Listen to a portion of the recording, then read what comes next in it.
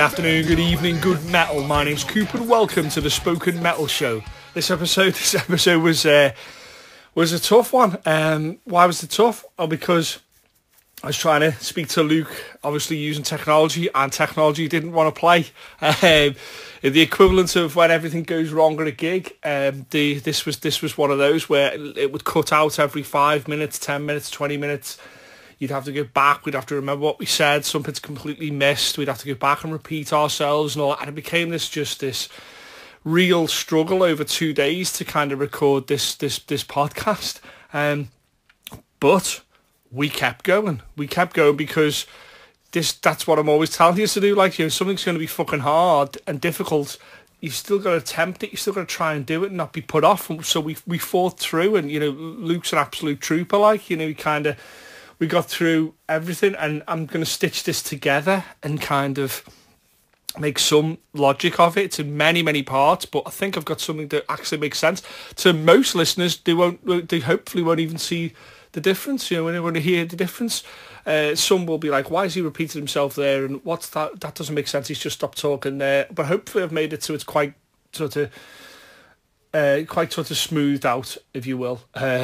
Which is what I wanted to do, to kind of make sure it's like a complete thing. The point from this is that, yeah, you should release stuff even if you think it's has some problems with it. It's the best you could do with what we've got. It's the best we could do, and I make these apologies now, especially with sound and stuff. I always apologise, but no one's actually fucking said anything. So, in fact, quite the reverse. A lot of people have really enjoyed these shows we've had to do under lockdown circumstances, shall we call it?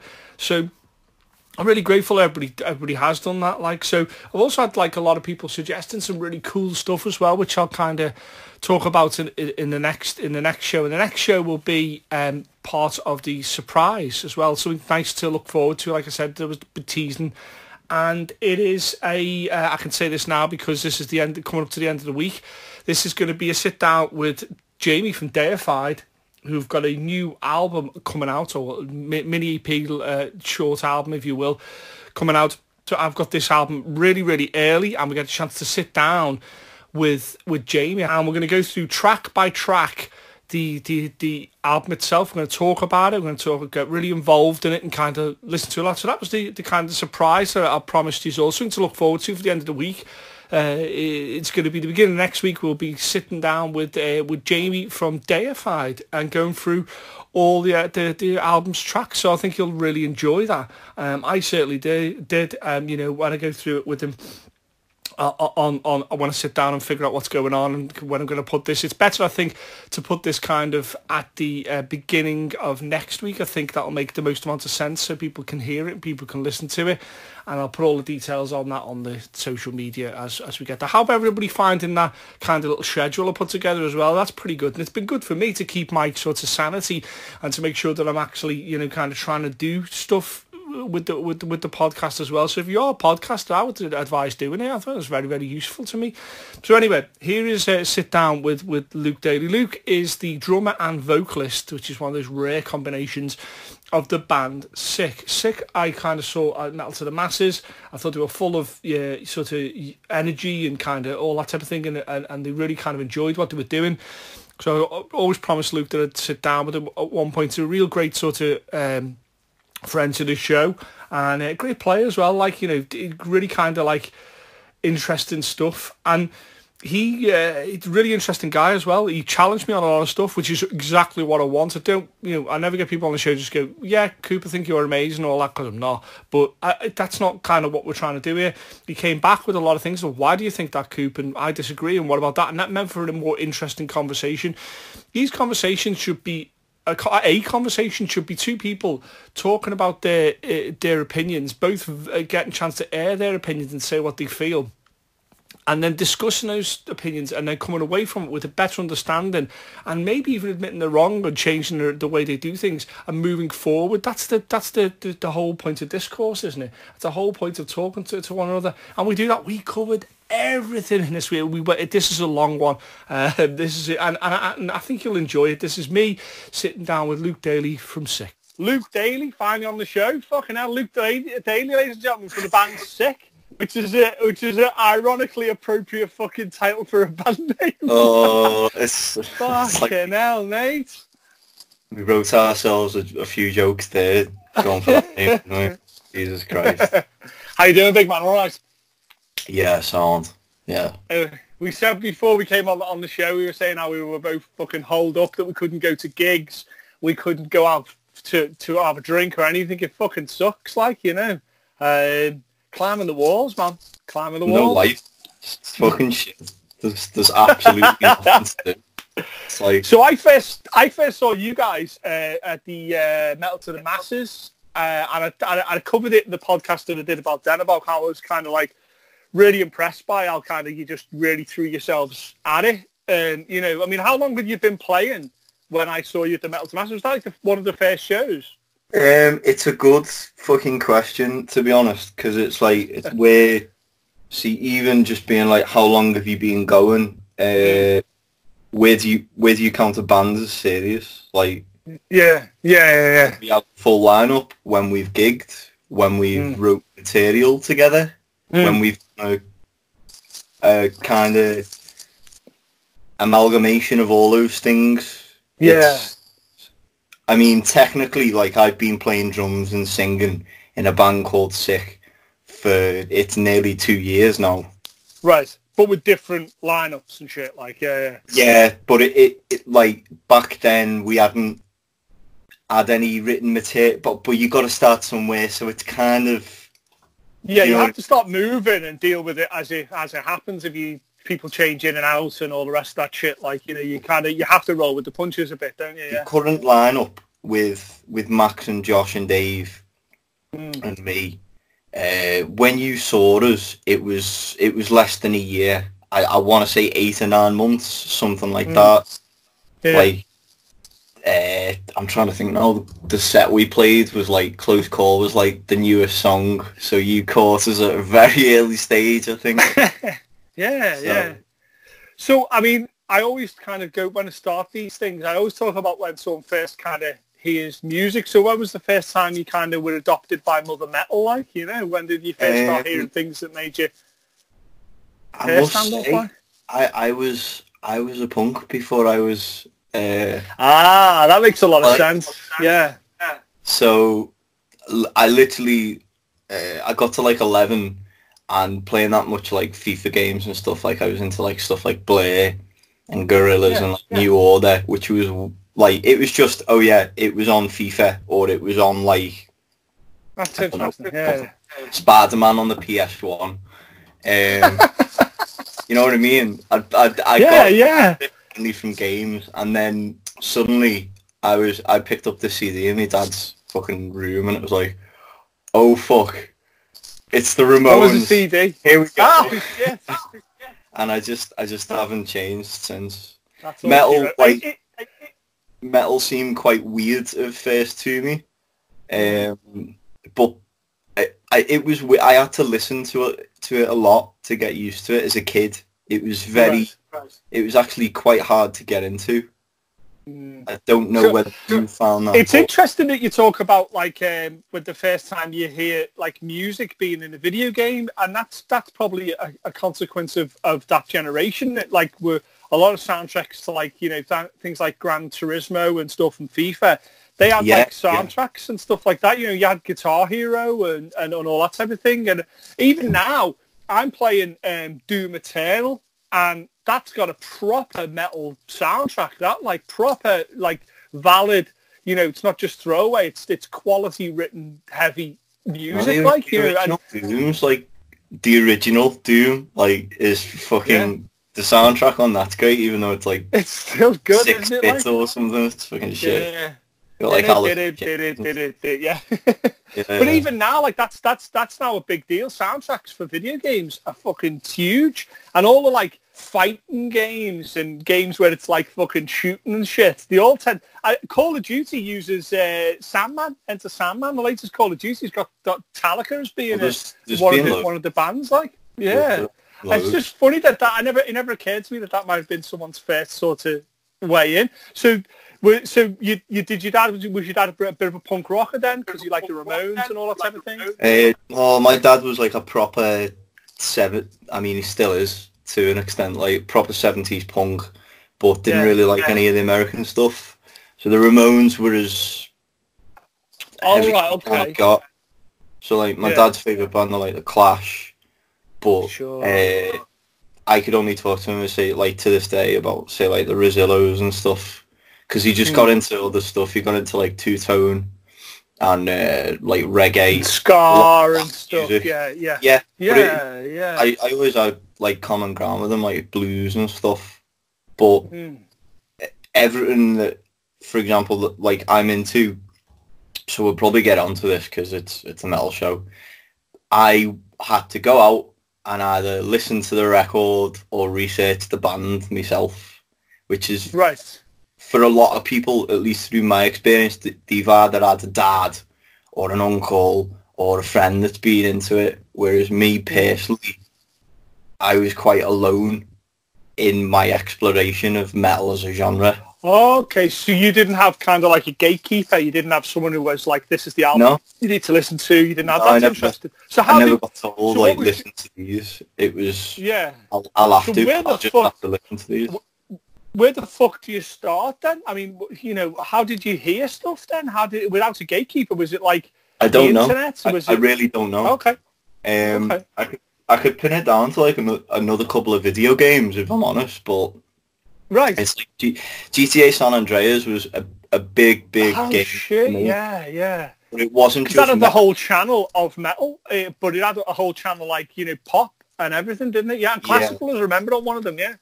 But wow, I don't know. It's like it got me into like it got me into metal. It got me into even more like kind of hardcore punk. It got me into classic rock because there was a separate station for that. It got me into East Coast gangster rap and 80s synth and electronic music. Like I love all of that music to this day, and even like. Like there was a fucking Barrington Levy song. I think it was Broader Than Broadway or something like that. Like one of his mad tunes. But like I'd listen to that and my dad would be like, "What the fuck are you playing?" And I'm like, "That's just GTA." He'd be like, "That's fucking Barrington Levy. Like, what the fuck's going on, Luke?" And I'm like, I don't know. Just listen, I like it. Yeah, I don't know what it is, but I like it. So was there a first kind of metal band that you kind of really kind of latched onto? You were like, okay, these speak to me. This works. Like this makes sense to me. I mean, what do we? Because I know what I want to say, but it's like the metal bands. It's embarrassing. But it was AC/DC. Listen, we've had. What the fuck? What is the world coming to when someone says it's embarrassing to say AC/DC? Man, it's fucking. That's a lot of people's first bands. I've listened to them way too much, man. I've listened to them. Like, I'm sick of them now. And I've seen them live. I can say, like... So that was what AC/DC were, like, the first sort of band that you kind of latched onto, where you're like, okay, I need to listen to everything they've done. I need to go back and find their albums and all that shit. Was that the first kind of guys? It was like, I don't know, it was like seeing them.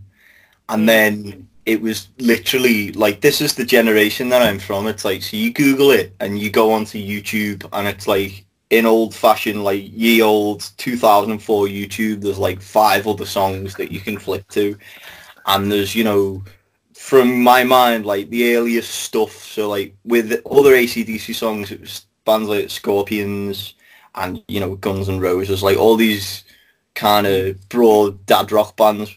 But I had to listen to it to get to it. Do you know what I mean? Right. Like a lot of people just get told, like, if you like this, you'll like that. I went the long way round, unfortunately. And I just ended up listening to, like, I ended up seeing, like, Iron Maiden. And when I distinctly remember, like, when I listened to Iron Maiden for the first time, I didn't really listen. I looked at them. And they looked fucking weird to me. I was like... These guys with lycra tights with fucking long hair, and I'm getting a fucking seizure from the stage lights. Like, what the fuck is this? And then I listened to it like 3 times. I was like, you know what? This is fucking good. This is good. But yeah. It was It was weird being a teen. I was just the I can't imagine that like, because I was there, from the largely the inception of certainly Iron Maiden to the beginning part, even before Bruce. Not for maybe AC/DC, maybe for when Brian Johnson kind of joined. But I kind of saw the whole journey, so I kind of sometimes forget that some people wouldn't have seen that, and they're just going back and looking at one particular stage. I went back and looked at Judas Priest a couple of weeks ago on one of the tours, the Fuel for Life tour with Turbo, and it looked like something out of fucking Star Trek. And I thought that's going to blow someone's mind if they go back and listen to it. Now there's many different stages to a band's life, Didn't Dowden have like his hair out here? And it was like, mate, I liked it. I think he was pretty good. Halford back in the like Sad Wings of Destiny days, in the early days, in the rock and roller days, had like a massive hat on and long blonde hair. Oh yeah, and he's a million miles away from what he is now with his shaved head and fucking, and I forget that sometimes, people are selective where they pick. I has a stupid stage where they dressed weirdly, or you know what I mean, of a certain time, like But I remember seeing Slayer for the first time and seeing Kerry with the fucking armbands right the way up his arm with the spikes on. Yeah, and I was like, what the fuck is going on here? Like, so. I've seen like. So maybe. Go on, no, you're all right. Sorry. AC/DC being the first people, I'm thinking, and I'm almost certain this is the case. Where does Motorhead come in then? Because Motorhead's always the bridge between the two genres of punk and metal. Motorhead sits in there. Motorhead were really weird. Motorhead were quite late. I managed to get into Iron Maiden, I think, before Motorhead. I think my dad somehow got his hands on Bomber for me on vinyl. Okay. Yeah. So it's like I know every fucking track on that. Because when you're a sad 15-year-old, you just listen to it because you don't know anything else. Just on repeat. Yeah, like I think it was Bomber, or it wasn't Ace of Spades. I know that a lot of people are like, "Oh, I got on that." Yeah, start with Ace of Spades. Yeah. It was Bomber, or it was the first album. One of them. I can't remember. Yeah. The first time I saw Motorhead, I mean, I love that band. I really do.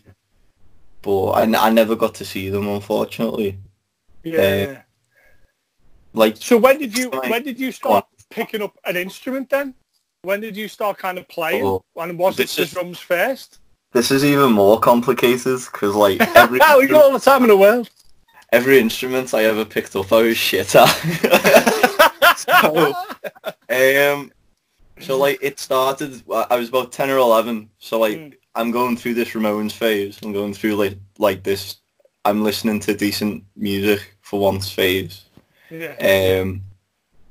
And it was a transition into like early adulthood. I mean, I'm kind of.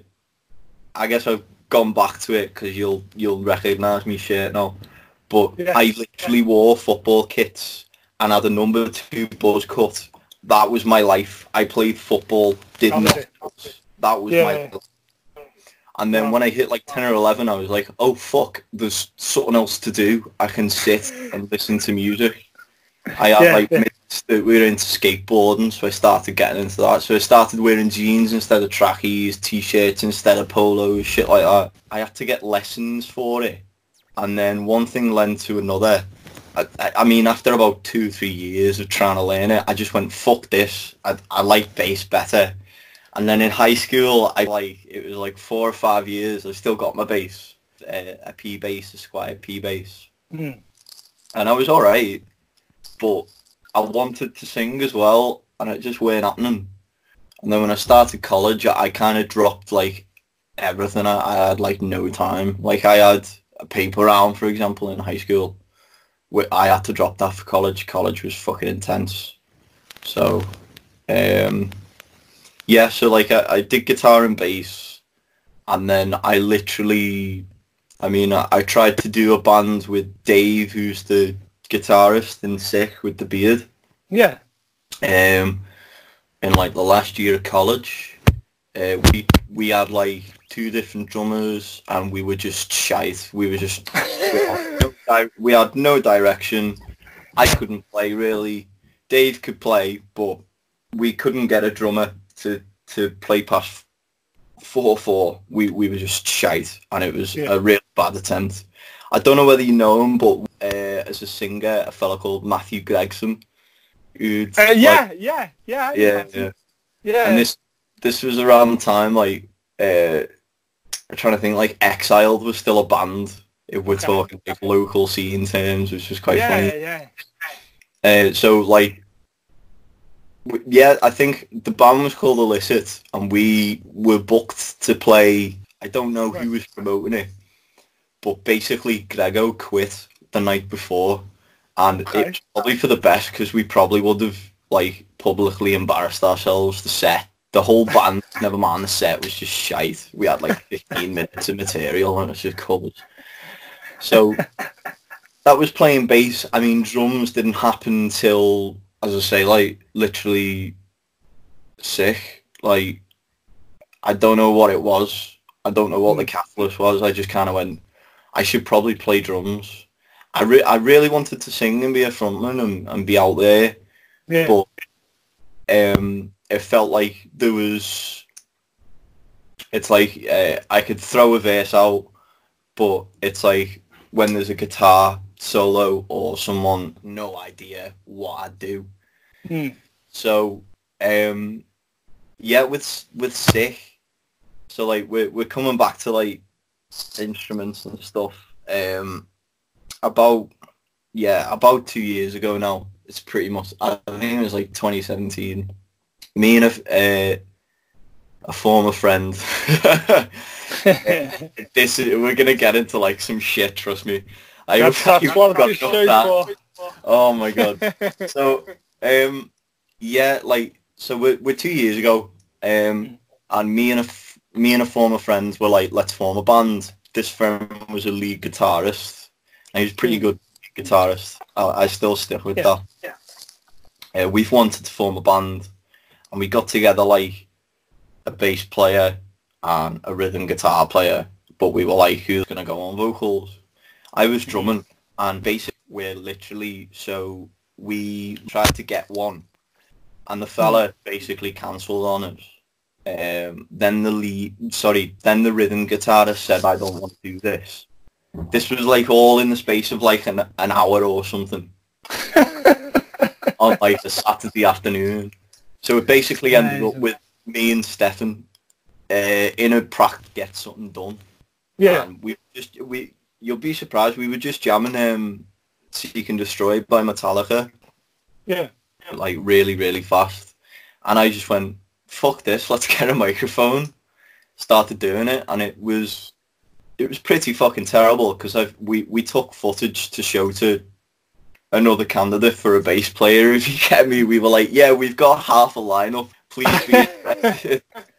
But it seems like it seems pretty cool though, that the way you kind of ended up where you are as a band and ended up where you are as a musician is just being like, fuck it, you know, just we need someone to sing. Fuck, I'll fucking sing. There was no kind of like, you know, oh, this is exactly how it should be. It should be a singer to guitar player. But there was no, it was just like, fuck, it needs to be. We'll just make it so. I love that kind of punk rock ethic of just like, we need someone to sing. Fuck, okay, drummer's singing now then. You just fucking get on with it. It just needs to be done. I love that attitude though. That's a very much like, getting it fucking done attitude. That's great.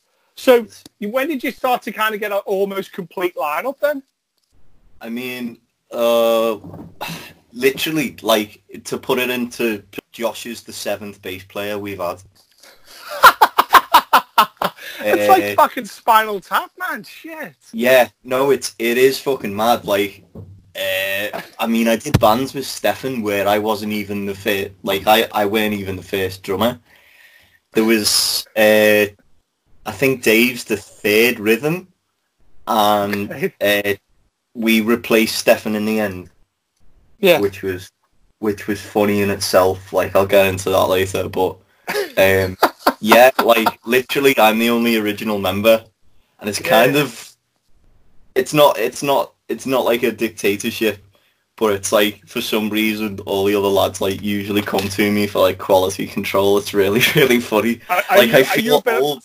I'm 23. It's like, what the fuck's going on, man? Like, are you a bit of a hatchet man then? Like, are you a bit like fucking Dave Mustaine? Play and then go, do you know what? This isn't for me. This kind of thing. Sorry. It was hard because like half the people we didn't really know.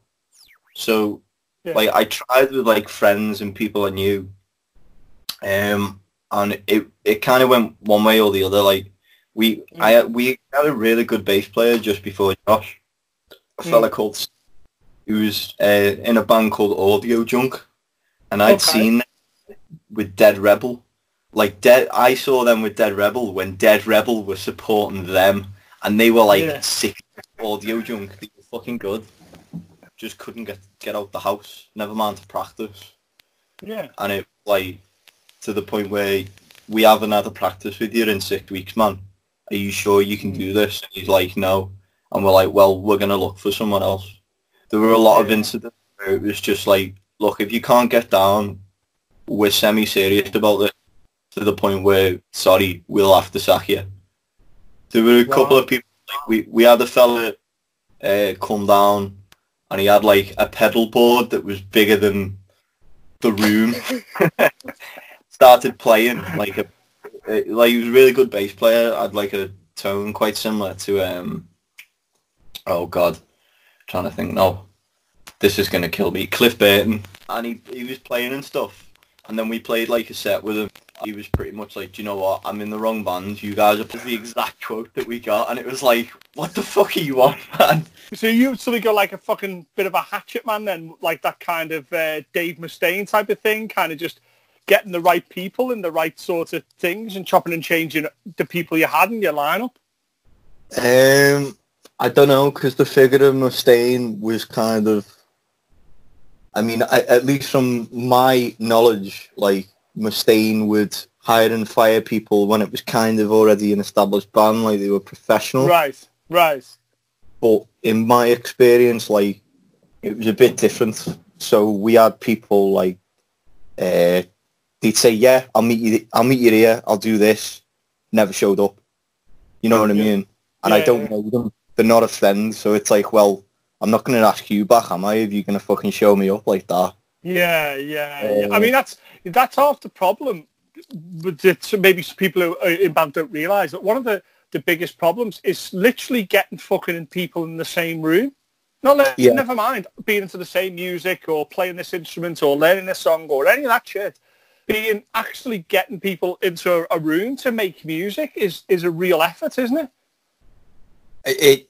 It's really hard from my perspective. I mean, we like the bass player before Josh, was a fella called Sam, and Sam was a really good fucking bass player, but it was like we were at one point, basically he had really bad mental issues, and it was like, I can't get out the house, guys. Like, I don't want to go outside. Never mind practice and stuff, because it was like, it was all right on messaging, you know what I mean, and like he's playing the stuff and all that crap. Yeah. Which is good. Like, can't fault him, but it got to the point, like, I think it was like the 5th or 6th week, and we were like, are you going to come down this week, or should we look for someone else? And he just went honest, like, you know, I can't make it down. And it's like, well, we know where we're at. But that happened, like, with a few people. Like, a few people just turned up and then said, this isn't for me. Or we tried to pitch the idea, and they were like, I don't know whether I want to do this. Like, I thought I was joining. Someone was like, you're a power metal band, I'm not really into this. Like, I thought he was fucking mental for saying that. I don't think you're a power metal band at all. No, exactly. But this was like the early days as well, so we were like even more punkier, to be honest. But in my experience, like, it was just trying to get people that can actually play down a certain time of the week. Do it. Like, whereas, like, back to Mustaine, like, Mustaine was kind of like, well, the record company can supply me with another one to use. Yeah. And I don't have to deal with you wanting half the t-shirt money. You know what I mean? Oh no, it was definitely more business orientated with Mustaine. I feel like, I don't think so much now. I think he's healed a lot of the wounds of stuff like, with Metallica and all the rest of it, you know, and I think he has healed some of his wounds. But it's like, it's more a case of sometimes there's nothing wrong with being driven, I guess. There's nothing wrong with going, you know what, this isn't right. You know, it's not where I want to be. It's not what I want to play. Let's change that. There's nothing wrong with that. You know, quite often bands, I'd rather have a band decide to call it a day because it wasn't working, or split up or whatever because they agreed it wasn't working, or artistic differences if you want to. I'd rather have that than them playing purely for the sake of, oh, well, we don't know what else to do. You know what I mean? That's a fucking horrible thing to go through. You know what I mean? Where they're just a band's going through the motions. You know, especially if you're a signed big band. I want you to fucking care. Do you know what I mean? It's weird though, because it's only something the artist can decide for themselves. So it's like it's whether it's justified. It's whether we as outsiders can seriously say that was justified or not. Like, some people just end the band, don't they, and don't give an explanation. It just ends and it dies. And you're left festering.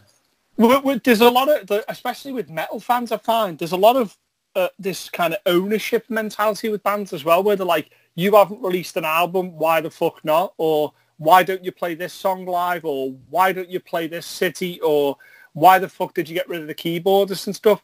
And I think to myself, when the fuck did bands have to owe us fucking anything? Well, it's passion, that. Yeah, I think it's probably the wrong end of passion, isn't it? Passion's great, but the wrong end of it is when you feel as though that band are beholden to you. Do you know what I mean? I think that's when it becomes a problem. Remember when Martin, the guy who did the fucking Game of Thrones stuff, people were sending death threats to him because he wasn't doing the next book quick enough. And you're like, that's just counterproductive, isn't it? Yeah, it doesn't need a fucking damn thing. All a band owes you to be is to play their honest thing of what they want to do. And if you don't like it, it's not their fault. You know what I mean? It's like when bands do different things with, like, think about when Metallica did fucking when they did Load and stuff, and you did the shit they got.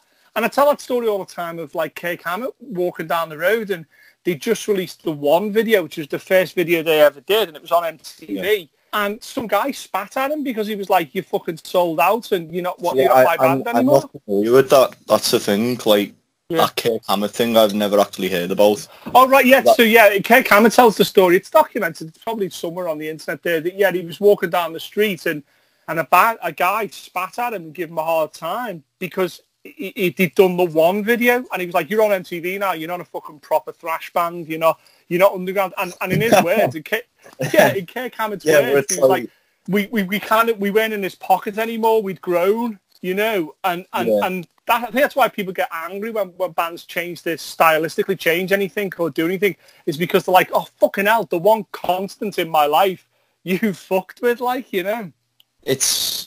It depends though, because it's like there are certain bands that get away with it. I'd say like Metallica, or even, I don't know, I'm trying to think of like a similar band that kind of, I don't know, like, this is the thing, like Pantera never got stick for changing it up, or... Yeah, well, it's that. Interestingly about Pantera, I mean, you had like, but everybody thinks that the first album is Cowboys from Hell. It's not. And it's like there's a whole bunch of work before then where they were, by their own definition, a power metal band. And they had, like, you know, Anselmo had like big pompadour hair and stuff. And they were a power metal band. And, I don't know whether they were power metal. I think they were like Dokken, they were like the heavier side. I may be wrong here. I'd have to check it. I'm sure someone will correct me because I am. I'm pretty sure they had a song called Power Metal or something along those lines. It was an album, yeah. But I don't know. I wouldn't say they're Halloween. I really would. Yeah. I think Halloween, power metal, fucking hell, we're drowning in fucking definitions. You know, the point being is that, like, is that they changed from that into what we know as Pantera. And then, definitely they've changed. Yeah, and no one seems to. I think if you change it, it's good. No one gives a fuck, do they? I mean, but I don't know. It's an interesting thing. The point of the whole thing is that it's interesting how sometimes we feel as though we have certain fans of music feel as though they have an ownership over the band. I think that's just interesting to me. I mean, imagine if someone comes up to you in 10 years' time when you're playing the O2 Arena and they're like, yeah, Sick's fucking amazing, but I preferred it when so-and-so was in the band. That was the best example of Sick. That was the best version of them. You'd laugh your balls off, you know? I don't know. Me personally, like, I'd just be like, well, if you want to go and see so-and-so's at this address playing this, you know, go see him. Like, I'll never shit on anyone. I really will never ever shit on anyone. That's the thing. It sounds like Luke, though, you've just been going, okay, you know, some things have been circumstance. People couldn't get to the show. People couldn't get to rest. Some people, you know, it wasn't. You seem very diplomatic about how you've kind of gone to the lineup you're on now, which leads to the obvious question: is this lineup feel the most stable? Yeah, this is it. Yeah, I think. Yeah.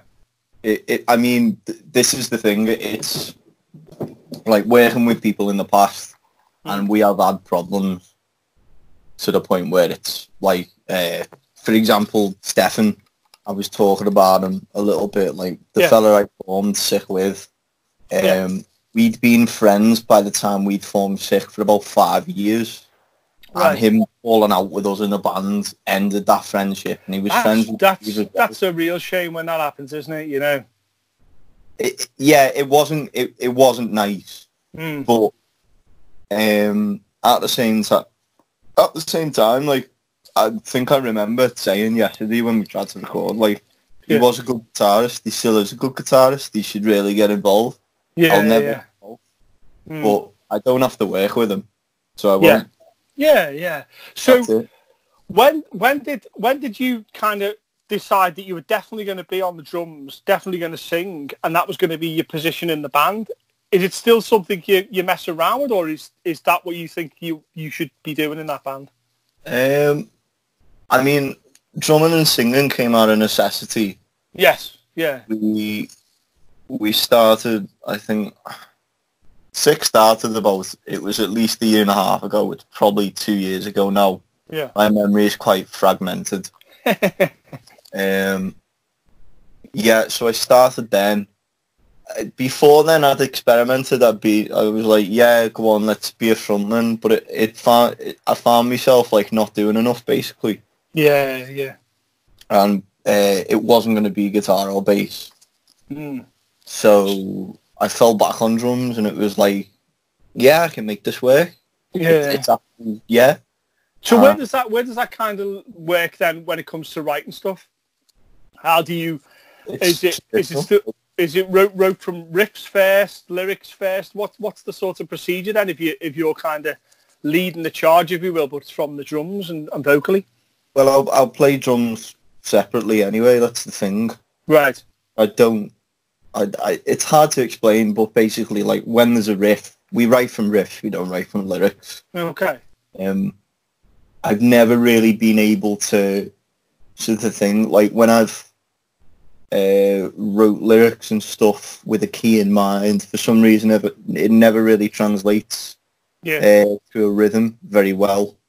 So we tend to just so we do riffs, and then the lyrics get added on top of everything else. Right. The drums usually kick in, and then the lyrics are just what's appropriate to the feeling of the song. That's how we write. There's a lot of people that would say as well, like, that some of the best kind of, you know, songwriters are ones that are multi-instrumentalists. You know, I mean, the obvious one, and, you know, the elephant in the room is Dave Grohl. You know, someone who, you know, renowned drummer, world-renowned drummer. Yeah. Amazing guitar player because he's got a real good sense of rhythm. You know what I mean? And a great sort of songwriter to boot. And I think that you wouldn't have got some of the guitar stuff if you hadn't have got some of the drum stuff, and you wouldn't have got some of the drum stuff if you hadn't got some of the guitar stuff, and the vocally the same way. You know, it kind of helps. That's just being a veteran, really, isn't it? Like a veteran. I think it's just being very talented. Yeah, I think that's probably where it comes from. Yeah. I mean, I think, like, now if I did want to do something, apart from what I do, I'd be more equipped to do it. Yeah, okay, that makes sense. Doing this, but yeah, right now, I haven't really got the desire to sing on my own or drum by itself or do something else. Like, it just feels right now. Yeah, and that's all it should ever do. Like you say, you're beholden to no one. You should just, write and record and do what you need to do, as it is, and then change it as and when it needs to change. History's littered with bands that change the amount of guitar players they have, the amount of vocalists they have, who sings, who doesn't sing. Yeah. It's fine. There's no rules for this shit, and thank God there isn't, Well, it feels like sick, even when I talk about that, I've got to stress, sick isn't done yet. Yeah, it's still very much still. Like I say, a year and a half's no time at all to be in a band with an almost completed lineup. Plenty of room, and you should. I want my bands to grow, and I want my bands to kind of do different things and experiment with stuff. I don't, they're not beholden to me. They're beholden to good music. It is weird though, because even a year and a half. I can be really honest with you and say so when I started this band, I was literally oh yeah, we'll get signed in a year. That's red flag number one. Yeah, okay. I know it sounds completely fucking stupid. Well, what I tell you, listen, it doesn't sound stupid as a goal. Doesn't sound stupid. What to me is maybe not where it would be or would raise a red flag is thinking that you need to get signed now. Do you see what I mean?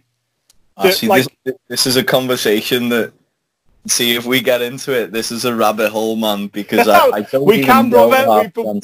We're all good at this podcast is littered with rabbit holes. We're good to do. But it's a valid question that I ask a lot of young bands. Their first goal is to get signed. And I honestly believe that a lot of the people that have that as an initial goal don't understand what that means. I think, and I'm trying to play devil's advocate as much as I can here, in so much as that I think they think it means that's it, you've won, you've crossed over the finish line, you're just going to get money up the wazoo, and off you go touring the world. This isn't my current view either. So no, yeah, but so that's why I'm always a bit sort of wary of bands that want to get signed. Full stop. It's like I want to become a brain surgeon. I get it, but do you understand what brain surgery is all about? There's. It seems like the goal should be smaller. Yeah. Ultimately, if you get signed, it's great, but especially in this climate, and especially in this technological climate where you can release your own work anyway, essentially, signing only really helps distribution and promotion. I mean, don't know what's your thoughts then, Lou? I mean, being signed is a little, I wish I had the experience to, that'd be a really cool thing if you got someone who was signed that could compare it to when they were. Although the very fact that they decided to get signed and they'd done that contract probably puts them in one camp rather than the other. I would say this, and normally I'm fucking full disclosure and I don't give a fuck, but I can't mention this band's name. But it's a band I know who had been signed a couple of years ago, and they're really breaking through. It's not in the metal genre, but believe it or not. And I know this musician from this particular band, and he regrets signing. He says now he knows he got a really bad deal that they're essentially getting out of now and going with someone else. But they got a really bad deal, which means that a lot of the stuff they won't own personally. They made nowhere near as much money as they could have done. They owe money. It left them in a really difficult position. Now, he ultimately said we got signed, and it means that now I'm in a position where I can say, well, we've been on this label and we've done really well. You should sign us to your label. And he knows what to look for now in a deal. But he said he was surprisingly naive, and it put him in a really difficult position. There's things like 360 deals where essentially they don't really give you an awful lot of money, and I mean, we can get into that. You can get into that. And there's deals where they completely take all your merch and stuff and all that type of thing, and they own your masters and stuff. Yeah, it's a take of, I think it's 40% on your merchandise and everything. It could be even more, yeah. But the point is that this guy said that his deal was really bad and he rushed into it. And I'm sure the landscape of music, not just metal, is littered with bands who've got a shit deal. So I suppose what I'm saying is that is there a world where you can release your stuff without a record deal, without a distribution deal now? Is that even a world we exist in? I don't know. It's weird because it's like,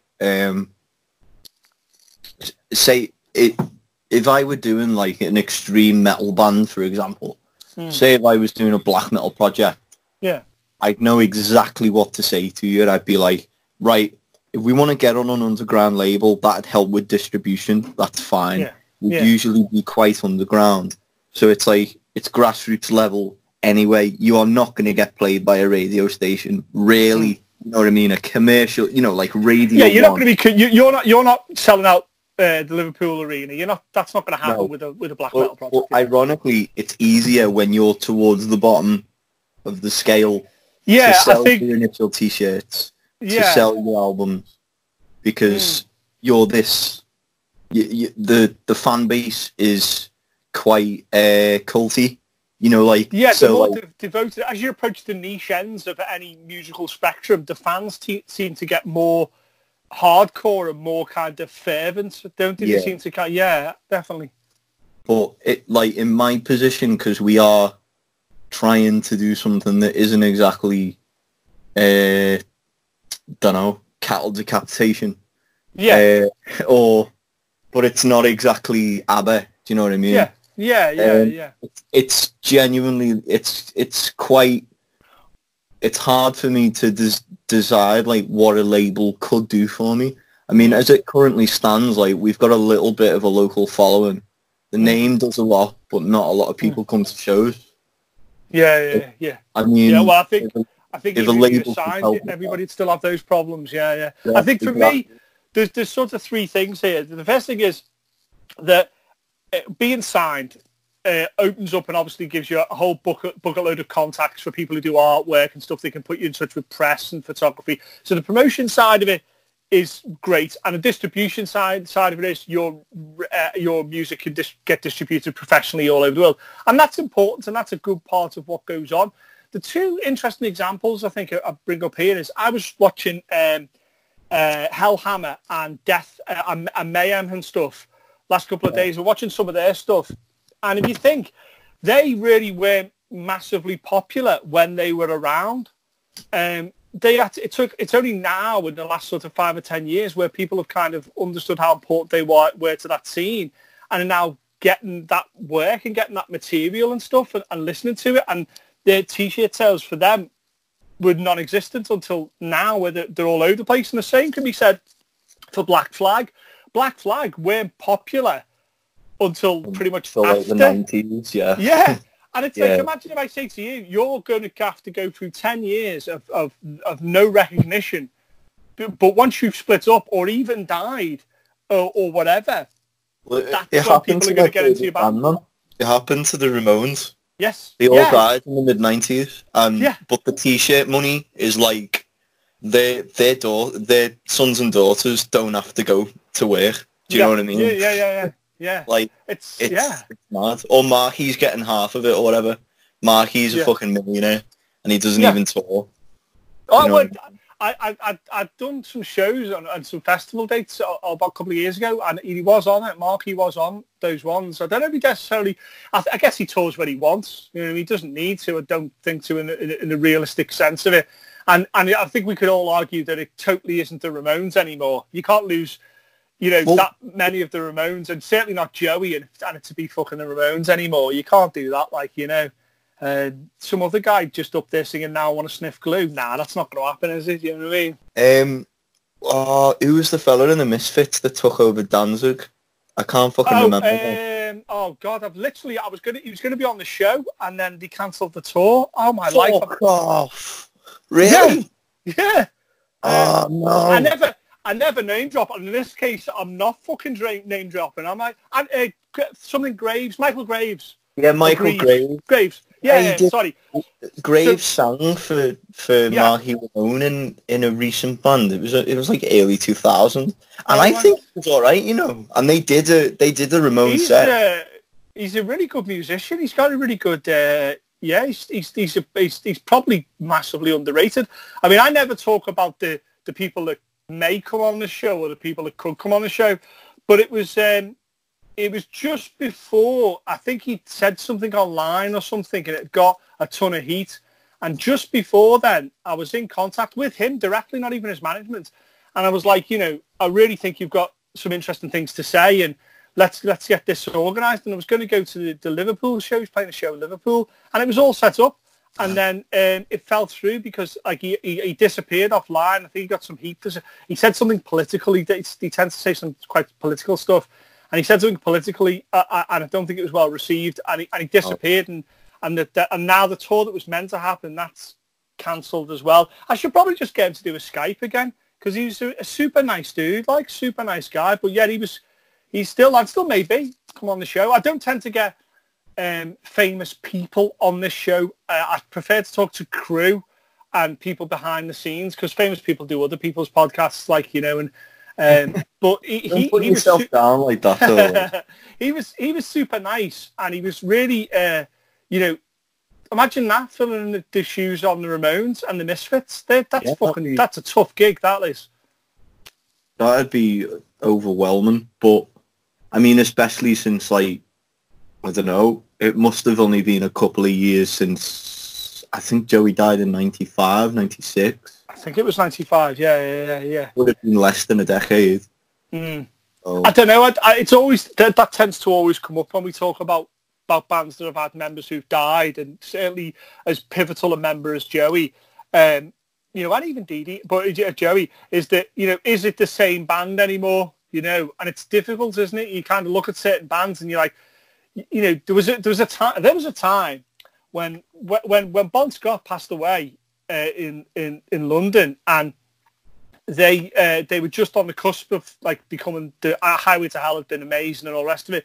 There was a ton of people that were like, it doesn't matter who you fucking get in to replace Bon, it's never going to be the same AC/DC. Isn't that extraordinary? And then they thought it was going to be the John Bonham effect, didn't they? And then Brian came out. And then Brian comes out, apparently endorsed by Bon, so the story goes. And imagine that. Imagine you've got to do an album with, I don't know what percentage it was Bon's lyrics. But Bon's lyrics, certainly Have a Drink on Me's Bon written all over it, isn't it? You'll never know. You'll never know. And I don't want to. But you think to yourself, what a fucking job he had to do. He's got to come in. He's got to get on with the band, first and foremost, get on with them. And they're all still mourning the loss of a friend that they've known for many, many years.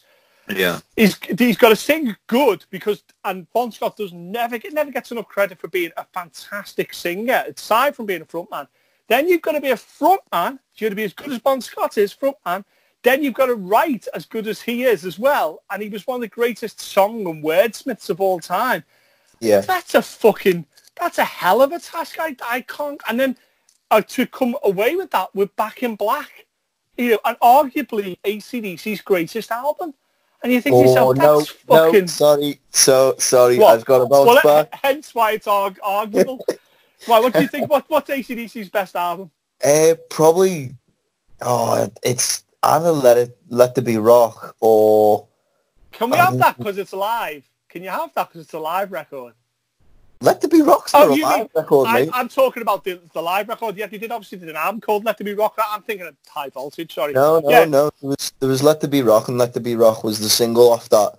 Although it gets confusing because they did like 3 or 4 Australia. There's loads of different pressings, isn't it? I've got a couple of different pressings of TNT and High Voltage and stuff. I've got a couple of different pressings. They just fucking did like best ofs and collections and everything, didn't they? They hammered it like a Jailbreak 76 and stuff and that type of thing. But so what, you think Let There Be Rock? You think that's like the initial, I think it was Power Age, the UK pressing is what they did. I love but that. Like that first fucking kicked in the teeth, man. As soon as that fucking riff comes in, like, it's ridiculous, isn't it? It is ridiculous. I remember, but it comes alive. That record, I've got it here now. It's just to the side of me, and I can see the spine of it. And it's like, it sounds as though it was recorded yesterday in a room next to you. It's so immediate and so fucking. It's fabulous. 1976, that's the thing. And it's just incredible. Bon Scott, like, you know what I mean? Just fucking hell. You'll never get another one of him. And now you don't want one either, fucking hell. I think for me, well, listen, I came down the aisle after I was pronounced man and wife to Highway to Hell. So by that rationale, I have to pick Highway to Hell as being the best album, don't I? But I listen to Back in Black more, but for me, it's maybe Highway to Hell. I'm not sure. Because it's perfect. Back in Black, there are a bit, I don't know, I'm talking about a band I don't really like anymore. This is the thing, so... Why did you fall out of love with AC/DC? I just got bored of them. I was like, you know what? This whole blues set thing, like, I just couldn't. I just can't. Yeah. I've heard people straight from it. Every single album. They did lose a lot of people, like, during the, like, you know, flick of a switch and fly on the wall days, didn't he? They did lose a whole bunch of people, and then he came back into it. Fly on the wall. Like, I think they... Yeah, I think... Recorded like shit. It was just the shit recording for such a big band. Well, this is the thing, like, I'm talking about this. This is how much I've listened to them. Like, I'm talking about this. I probably wasn't even alive when that came out. Yeah, I don't think you were. I'm in 97. It was funny though. It's funny that they come back with, you know, the real sort of comeback album was Razor's Edge. And one of the interesting things about that, which I've talked about in a few podcasts, is AC/DC are always leveled that it's the same thing all the time. They don't mess with the formula. I'm telling you now, there's experimental parts of that album. The Razor's Edge, the song The Razor's Edge. Listen to that again. That's not straight up blues rock. Not at all. Not at all. They use a pedal or two, don't they? Yeah. Angus bought a pedal, you know what I mean? So, yeah, Christ, where do we go with that tangent? Like, about bands and original members. So who did you move from AC/DC? Who became the main band when you started moving away from them? I don't know. Like, I went through a few... It was more by genre, by band. I've never really been... Oh, right, okay. So did you just move in more heavier stances then, yeah? Kind of, yeah. Like, so I got into, like, AC/DC and stuff, and then I got into, like, all the metal... You know, your Metallica, your Maiden, your Slayer, your Megadeth, all that. Yeah. And then I slipped into a trench. I went like full thrash. Oh, okay. I stayed like that for like 2... Because that's what I thought. That's what I think you sound checked one song at Metal to the Masses, and I thought, here we go. These look like a young group of fucking thrashers. Yeah.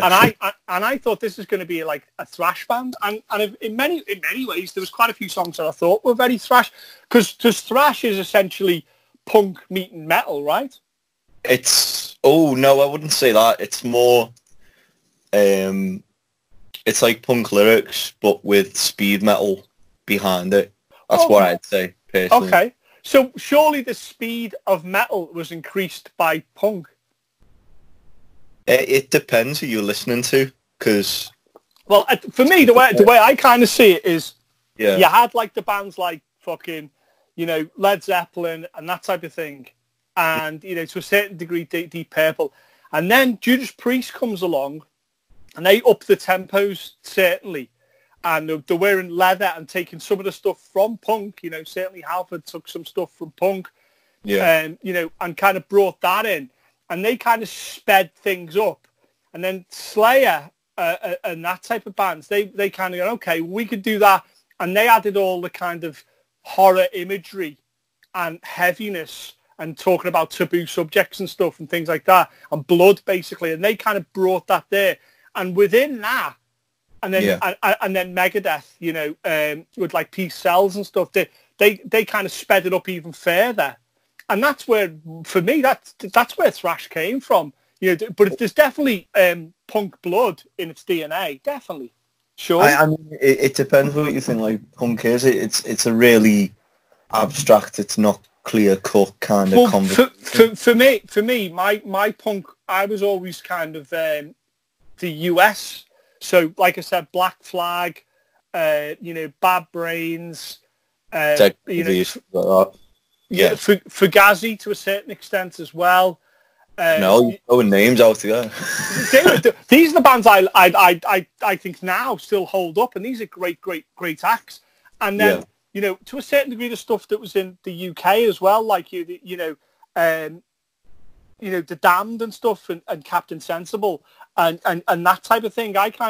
That's where it kind of pulled it all together from. For me, a lot of like metal bands took the best elements of all of these things and kind of enshewed them together and threw them out. But I think you're probably right. It is in the eye of the beholder. You know, it is like, you know, punk is whatever you fucking want it to be. You know, it's certainly not about rules and kind of the straight up definition, you know. I was gonna hit back with like, so you played devil's advocate with me before. I may as well hit you back now. Let's do it. But it's like, so you've got bands like Priest that come out and it seems clear cut until that point, but it's like punk on the large scale, on the commercial scale, that weren't selling records by the early 1980s. I would argue it was more of a live experience punk but at that stage. The problem that I have is that you still have bands that are hardcore punk coming out, like Discharge and English Dogs, and they go into metal. This is the thing. This is what complicates it. It's not as clean cut. You have bands I think if like I say, to kind of, if we could approach it like the best way, I think the best way to see it is that, yes, I think you're right. I think that it's not as clear cut as it should be. The one thing that is clear cut though is I think that they all came from the same energy, and by that I mean the energy of no one is listening to what I'm saying. I don't agree with things that are going on in my environment, and I want to let out this aggression in a positive way and an intelligent way. Certainly like Ian Mackay of Fugazi is a classic example of someone who's like, you know, wants to let out this kind of resentment and anger and unhappiness with what's in his local environment. I think they all showed that energy. Certainly the hardcore stuff, I think you're 100% right with that, with like things like Discharge and stuff like that, is that, you know, you can see totally where they were going from an energy point of view. And what happens then is that's why you get the punks and the hardcore and the metal guys all kind of mixing together, because yes, the music's coming from wherever, different places and different sorts of things, but they're all kind of the same vibe. Do you know what I mean? There was like further cementation, I think, between, like, thrash wasn't the first genre to blend both punk and metal. Like, you had it happening in the new wave of British heavy metal. You had bands, I mean, Venom's the big one, but it was more the production value of Venom. But there were bands out there, like, I'm trying to think now, Warfare, like, really like, out there bands that you don't even think kind of, they come out the cracks, like, and if they were, like, 10 years later, you classify them as, like, crossover thrash or something. Or like suicidal tendencies type stuff, but they were kind of like before that. And there's Motorhead as well, but Motorhead went in a certain direction. I think Motorhead are one of the many crossroads that exist in this sort of, when we talk about the label and the bands and the kind of the roots band took. I think you know, like Rollins talks about that, you know, what we're allowed to listen to Motorhead as punks. Oh, okay. And Motorhead sound a bit like this band, and they like, okay. So they kind of were a crossroads for a lot of bands. It was safe to like them if you're a punk or if you're a rocker. Yeah, there's a few sort of bands out there that did that.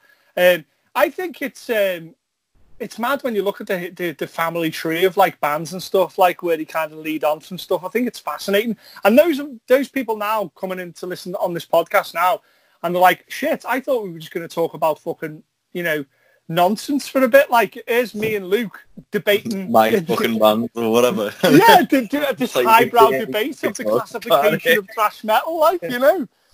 So who says we don't talk about intelligence and open thinking on the show? Fuck you, we do.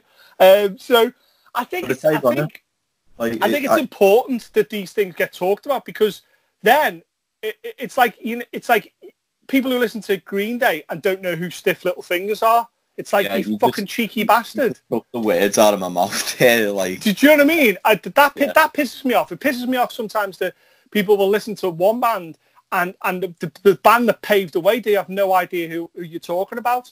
You know, you don't know who Blue Cheer is, for example. And it's like, you fucking cheeky bastards. I mean, I think Blue Cheer aren't a great... They're not that good. Like, no. Like, But I think the things that they did were incredible. It's like MC5, the things that they, I don't like the whole catalogue because it's certainly only sections of it I do like. But certainly the energy of what they were doing, fucking hell. Yeah, it had a hell of an effect, yeah. Definitely. Yeah, exactly. Effect. And that's the thing, Bad Brains is a good example of that. When I first heard Bad Brains, I lost my mind. I was like, what the fuck is this?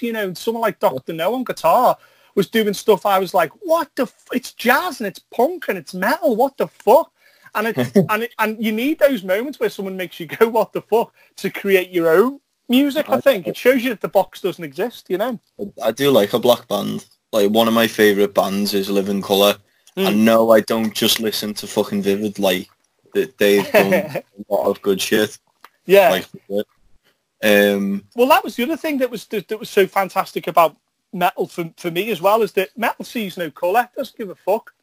And it's one of the genres that kind of like fucking really fucking doesn't put up with racism in any form. It's like, I guess so, but it's kind of like from I won't say like an outsider perspective, because like I am a metal fan, but like if you take yourself out the box for a minute, like it is from a non-white perspective, it's a white boy genre, whether you like it or not. You think it still is the domain of the white male? Is it still that kind of? Do we think we still have that? I mean, you might be right. There's certainly there's an argument to be made. Fans are like that, but at the same time, like from my perspective on it, it's more. I mean, even the definition of metal has changed since then. We have big bands that are suddenly classified as metal, but they're not exactly. Metallica's now classed as classic rock. Yeah, but classic rock's a shit term. Is it fucking just? Motley Crue classic rock now. I've seen bands locally refer to themselves as new wave of classic rock. See, here's the thing. Here's the thing I'm really pissed off with about is bands deciding what they are first before they even start writing. We are a experimental thrash band. We are a laptop death metal band. We are a black metal grindcore band. We are a fucking whatever band. It's like, just play, and let other people. I think it might have been Andy Warhol that said, just make art. Just go ahead and make it. Just keep making it. Let other people classify what it is and if they like it or not. Don't worry about that. Just keep making it. And I subscribe to that quite a bit, where it's like, don't worry about what type of band you're going to be. Just start writing. And if you want to say to you guys when you're around in a room going, okay, I got this riff. It's kind of like a doom riff. Let's see what happens. But just fucking crack on. And whatever it turned out to be is whatever it turned out to be. It's almost like putting yourself within several boxes before you even start playing. If you start playing, why would you want to do that? It's madness. It can be useful. I mean, this is the thing. Like, I was umming and ahhing, gulping a little bit a minute ago when you were like, what? Don't decide what genre you want to fit into. Because, like, the whole kind of thing was sick. Was like, right, okay. It's exactly what you did. Yeah.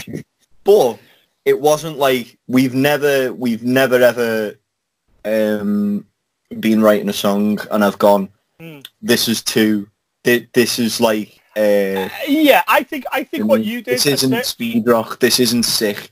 Yeah. Although if you think about it as well, God once said, we are Motorhead and we play rock and roll.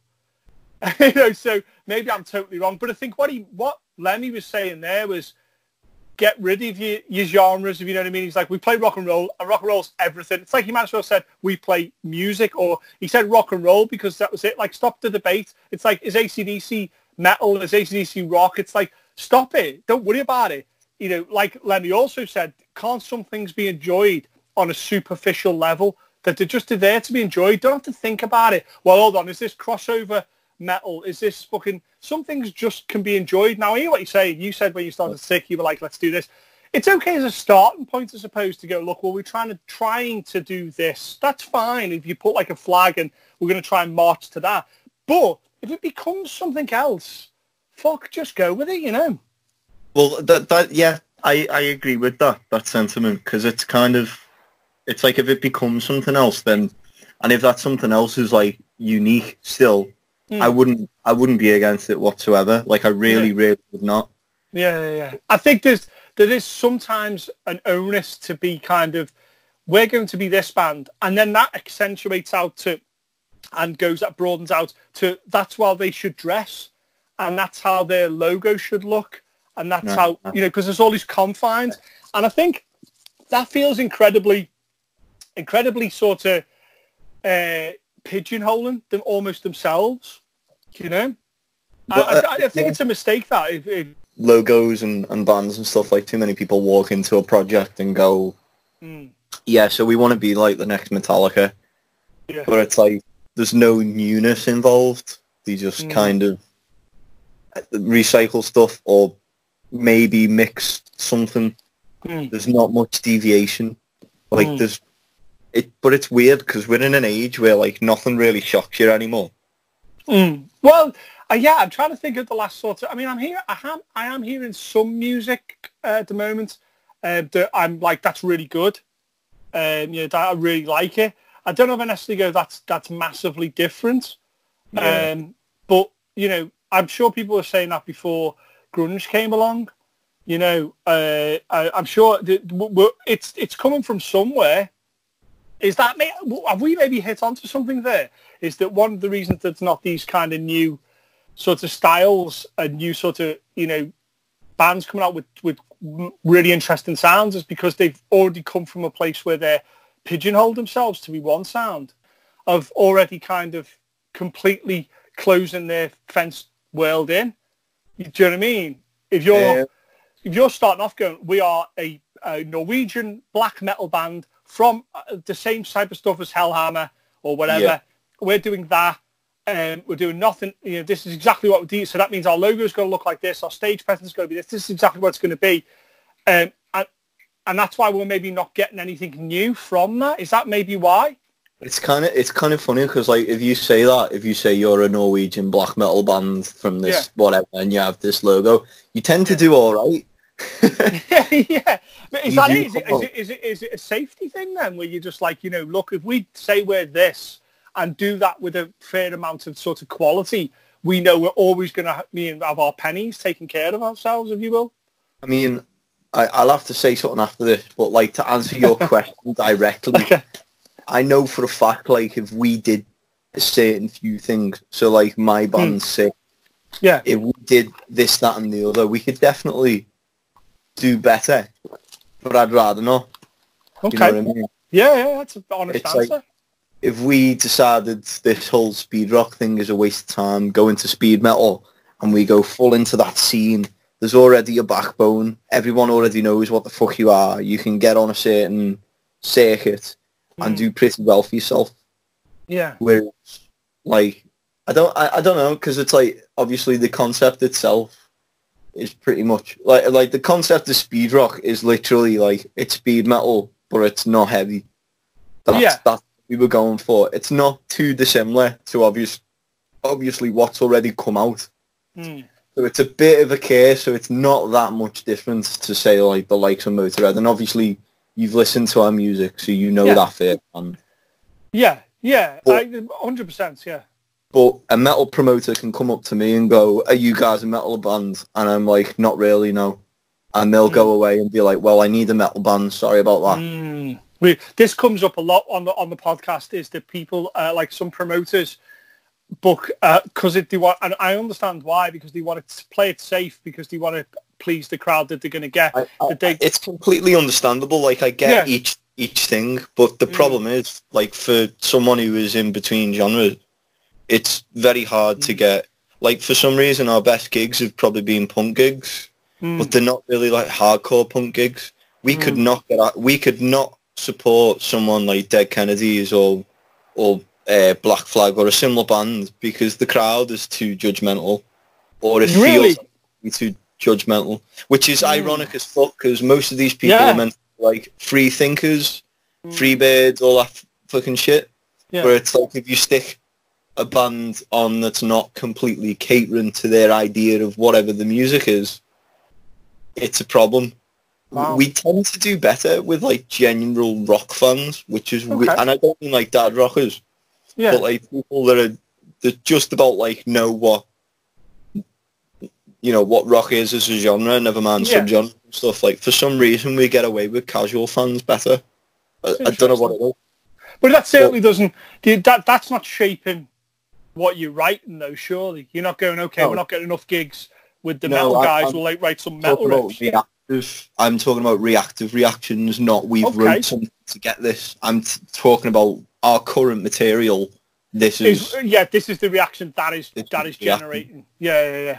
But it's interesting that you say there's a judgmentality to some of the punk things when you say quite rightly as well that that would seem to go against the punk mentality.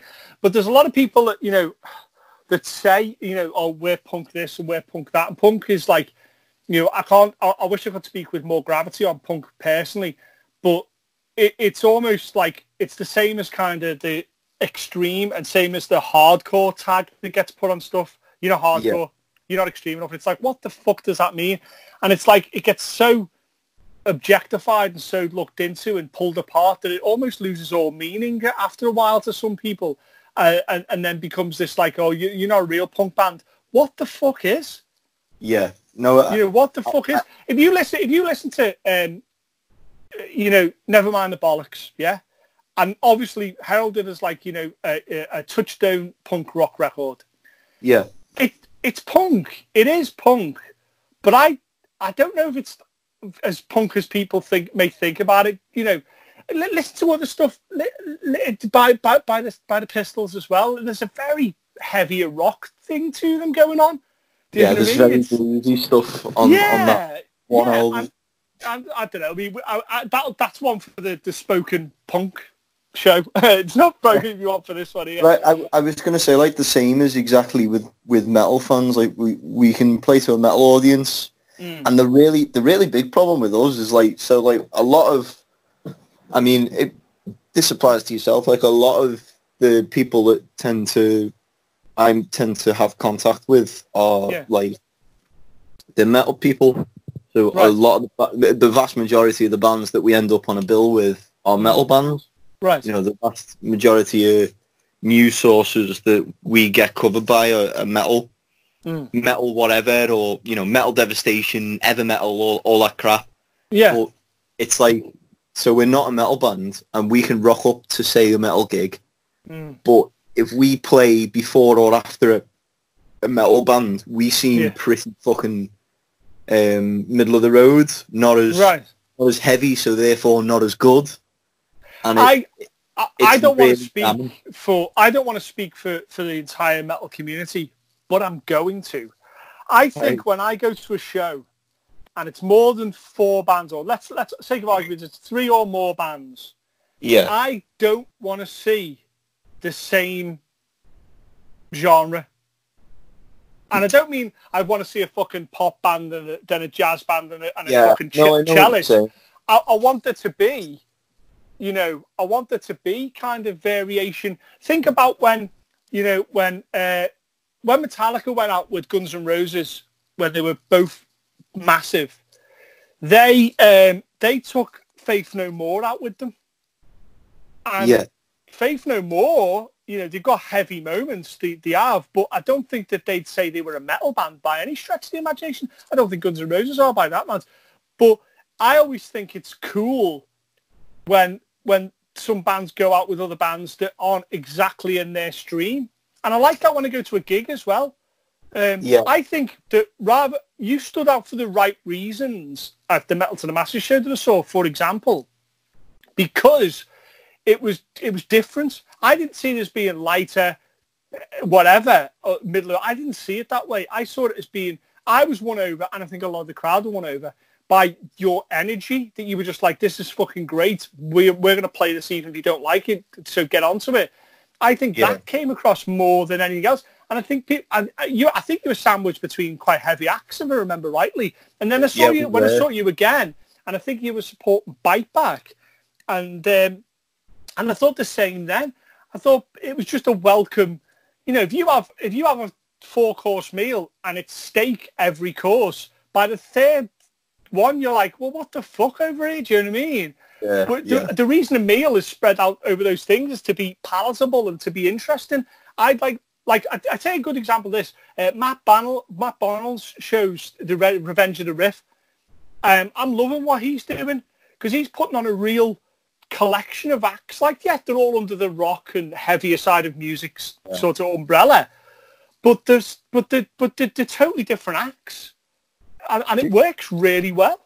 You know, I've pretty much ran out of fingers to count on, but I've really wanted to do something with him, and he's just never been like, yeah, okay, next month I need someone. Yeah, it's just like, I wish I could get on one of those shows. He'll get you on. Matt's a good guy, and he loves music more than anything in the world. He'll get you on that show. You'd fit in perfectly on one of those shows. But he's a punk guy by definition. Is this right. Sort of, and maybe a Motorhead guy as well. I think, yeah, keep going. You were made to be on that Revenge of the Riff show. I'll tell you that for nothing. Right, okay. But he's been having an enormous amount of success with that. Into which the people have been going, I'm going to this show because I'm going to see some real edges of the map as well as some stuff that's more standardized. I'm going to see everything, and that's what I like. Rather than, you know, I almost roll my eyes sometimes when I see a show and there's 5 death metal bands on there, and I'm like, fucking hell, that's 5 steaks, that. And I'm sure all the steaks are going to be nice, but by the 4th one, I'm going to be like, I'm fucking sick of steak. There's no appetizer and salad and dessert. There's no, and it also becomes that there's no real definition as well. And it becomes like white noise to some people, I think. You know, I can tell a brutal death metal band from a slam death metal band, but to some other people that are trying to find their way into that genre, that can be almost impossible to pick apart. And then it just becomes like, oh, I don't know what I'm fucking listening to now, and it's difficult, you know. Its nicheness almost destroys it, almost destroys its accessibility, you know. Listen to me, fucking... its nicheness almost destroys its accessibility. Who fucking wants that in a spoken metal show? I mean, sometimes if you put on a load of one particular type of music, does that mean it just becomes this wall to kind of break through? I would answer that question, unfortunately, with a question, and that question is, so how do you define niche? Is it by popularity or by the experimental nature of the music? I think I would define niche, to give it what I think promoters do, is by the genre which closest applies to it. So that defines its niche. So you can't just be a metal band, I think. That's niche to a certain degree, but not really, because it's too wide a tangent. You have to, do you know what? If you have 2 words to describe it, it's probably going to start being niche. Right, okay. I think that's how it starts, because you're starting to go, okay, one word can't describe this. Because it used to be, when you listen to music, you were like, is that good or is it bad? And that was the only thing that decided it. Oh, it's good, I like it. Then it was like, it's too fast. And then some people like go, I like it fast. So you go, okay, I like fast music. And then it was like, okay, well, it's too light. I like it heavy music. Okay, I like heavy music then. And then because that wasn't enough, they were like, okay, yeah, but it's heavy, but so's fucking Stravinsky. So I'll do that. I'll go, well, it's metal because it alludes to, like, you know, factories and stuff. And they're like, okay, well, it's heavy metal now. And I think the minute you add words to decide, you know, what a genre is, that's when it starts to become its niche. I think that's maybe how I decide it. No, it's weird because it's like it's one of those. It's like, is a subgenre by default as a subgenre niche, therefore? Yes, by default, I think it is. Yeah, I think so, it becomes the more you subgenre something, the more it get. Yeah, the more niche it becomes. If you really wanted to, like, start a complete revolution, you know, like, to completely go, here's a new fucking genre, here we go, you'd have to completely, so you'd have to listen to everything that's out there and then be like, right, I have to write something drastically different to everything else so it can be defined as its own thing. Yes. See, this is the thing. It's been done. I would argue, sadly not in our stream of music, but dubstep was very much its own thing.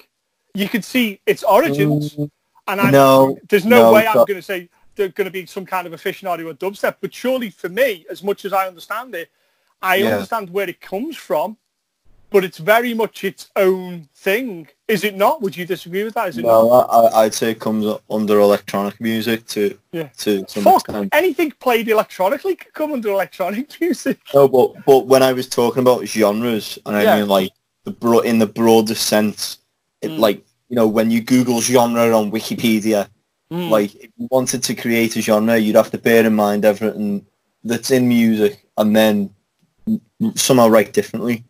Yeah, it's I like, hear what you say. Yeah. When you say like dubstep, I'm not being funny. There's big beat artists in the 90s, like the Crystal Method, etc., that were doing that, but under different terms. It more of a technological issue. I'm pretty sure if they wanted to do a dubstep record, they could just remix what they had in the 90s. They could get the Vegas album and fucking remix that. Ladies and gentlemen, welcome to the Spoken Metal Show, where we're debating dubstep. Well, you know what I mean? Like, I know. I think you're 100% right. My ignorance of dubstep is right.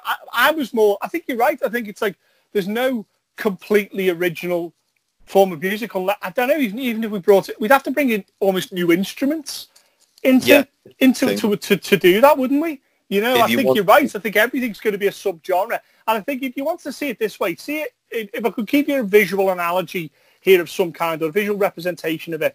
If you imagine a load of bars, like columns, and each one of those columns is under rock, and every so often those columns go up and down with trends. So every so often, classic rock is essentially rock. Every so often, metal becomes rock, if you know what I mean. And they all kind of go up and down with trends, but they're still kind of in the rock thing, and it's still massive. And then you have classical music. But I think it's the same as like kind of fucking painters who have the different elements of painting and stuff, you know. I think you're right. I think to create something truly original, we'd have to reassess how we did it as music, you know, fundamentally. It's mad because like when you consider it, like it kind of elevates anyone that came out and did something completely new at the time. Like they are fucking amazing, whoever they are. You know, I think those people that broke those boundaries down, I think all of them, without exception, didn't give a fuck about what people were calling it or what even they were going to call it. No, but it's like the prime example is like I fucking hate Elvis. I really do. Elvis was a hero to most, but he never meant shit to me. Yeah. Yeah, but when he went into like, I think it was like a recording studio, and he did it, or it was like on a radio show or something, and pretty much like single-handedly invented rock and roll, and then there was like a name for it and stuff. Yeah. I know that's contentious, but like it is. Yeah. The popular view is that he did do that. Yes. I mean, did Elvis create rock and roll? No, he didn't. But he created rock and roll. If you know what I mean. Yeah, he did. Yeah, he did and he didn't. Is the only safe answer you've got there. Because but I hear what you're saying. Is this a kind of case where it's like Eddie Van Halen invented tapping, but he didn't? Yeah, exactly. Okay, right. I think the word we should use here is probably popularize. So Eddie Van Halen, for example, didn't create tapping. It was been done for many years before that, but he popularized that. So he's often seen as the person that was the first guy to do that. Elvis popularized it. He made it palatable, rock and roll palatable. So he took all the rhythms and all the sort of the previous songs and repackaged them for a teenage girl audience. And that way created that as a genre. But put all those bits and pieces in the right toolbox and call it rock and roll. Yeah, but this is the thing. Like that was pretty much from what developed from that. Did he not create a new genre? Even though like the active packaging, etc., as you're saying, do you not think he created something new? Do you not think that is worth credit? I've always seen Elvis as from a promotion and performance standpoint. There's some stuff I like by Elvis. I don't, I certainly, as a performer, I don't think anybody can say he was shit. I don't think anybody can say he was a performer. I always see him as as being promotionally well done. It was really well timed. He knew what he was doing. I mean, this guy was playing like 2, 3, 4 shows a day sometimes in fucking little halls and places like that as a 3-piece and, and all the rest of it, and busting his fucking arse, to do it. You can't deny that he didn't work to get where he was. But I think the reason that the black musicians that maybe were doing stuff before him that he kind of, would some argue, appropriated is that they didn't get the recognition. I think they're getting it now to a certain degree. Some of those musicians. I think we should. Yeah, but I don't think. That. I would say Elvis for me is promotion and performance personified. I think when you think of Elvis, I don't think of his music first. Yeah. Whereas Chuck Berry, I think of his music first. Right. And Little Richard and Stevie Wonder and people like that, I think of their music first rather than their performance and the promotion and stuff and that type of thing, and the television shows and shit like that. I do think of performance with Chuck Berry. There's no way that anybody, when I said Chuck Berry, didn't think of Duck Walking with that Gibson. That's why it's the spoken metal, we're going to do this.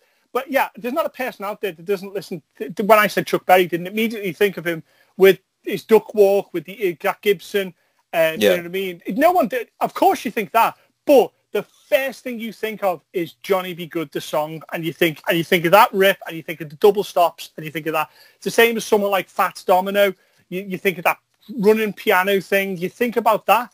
With Elvis, you don't immediately think of, Blue Suede Shoes or Hound Dog. You do it after when you start getting into it. But the first thing you think of is the Vegas Elvis. That's what you think of, isn't it? You think of Vegas Elvis, and you think of him on the fucking toilet. That's what you think of. But that's what everybody does. But you didn't get that with Stone Husband. He did, you know what I mean?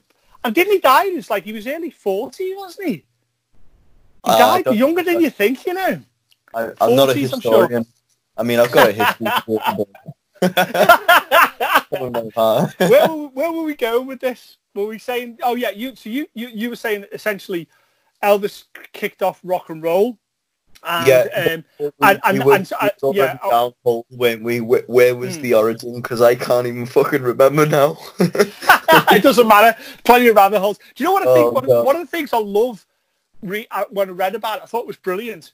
Are you familiar with Rock Around the Clock? The song Rock Around the Clock. Yeah, I don't know who it's by. It's by Bill Haley and the Comets. And when they first played that, you could only hear it. It was on I think it was, it might have been Blackboard Jungle or something like that. It was on a particular movie. And the only way you could hear that song was when you went to see the movie. I think it's at the beginning or at some point or at the end. It's at one particular point. And people going just to see the cinema just to hear that song. And then when they were playing it live, there were riots. There were riots about when people were playing Rock Around the Clock. I find that insane that it was considered so radical and so kind of, subversive. That's what the parents used to say, subversive, that people were rioting about it. Bill Haley in the comments playing live, and the people were rioting because it was so subversive because the parents were saying, this is coming to take our children away. Rock and roll's the devil's music, I think that's extraordinary. That is extraordinary to me. That they see. You don't get so much of that now. I think the last time I remember seeing anything like that was kind of like Slipknot and Marilyn Manson, Yeah, I think the Manson thing. I don't know. There's certain these days it's a bit. What can you say that really pisses people off? Write a song about that. But I don't know. I suppose it's circular, isn't it? I mean, people watching Alice Cooper in the 70s and were like, this guy's fucking outrageous. He's guillotining himself on stage and stuff. It can never be as bad as this.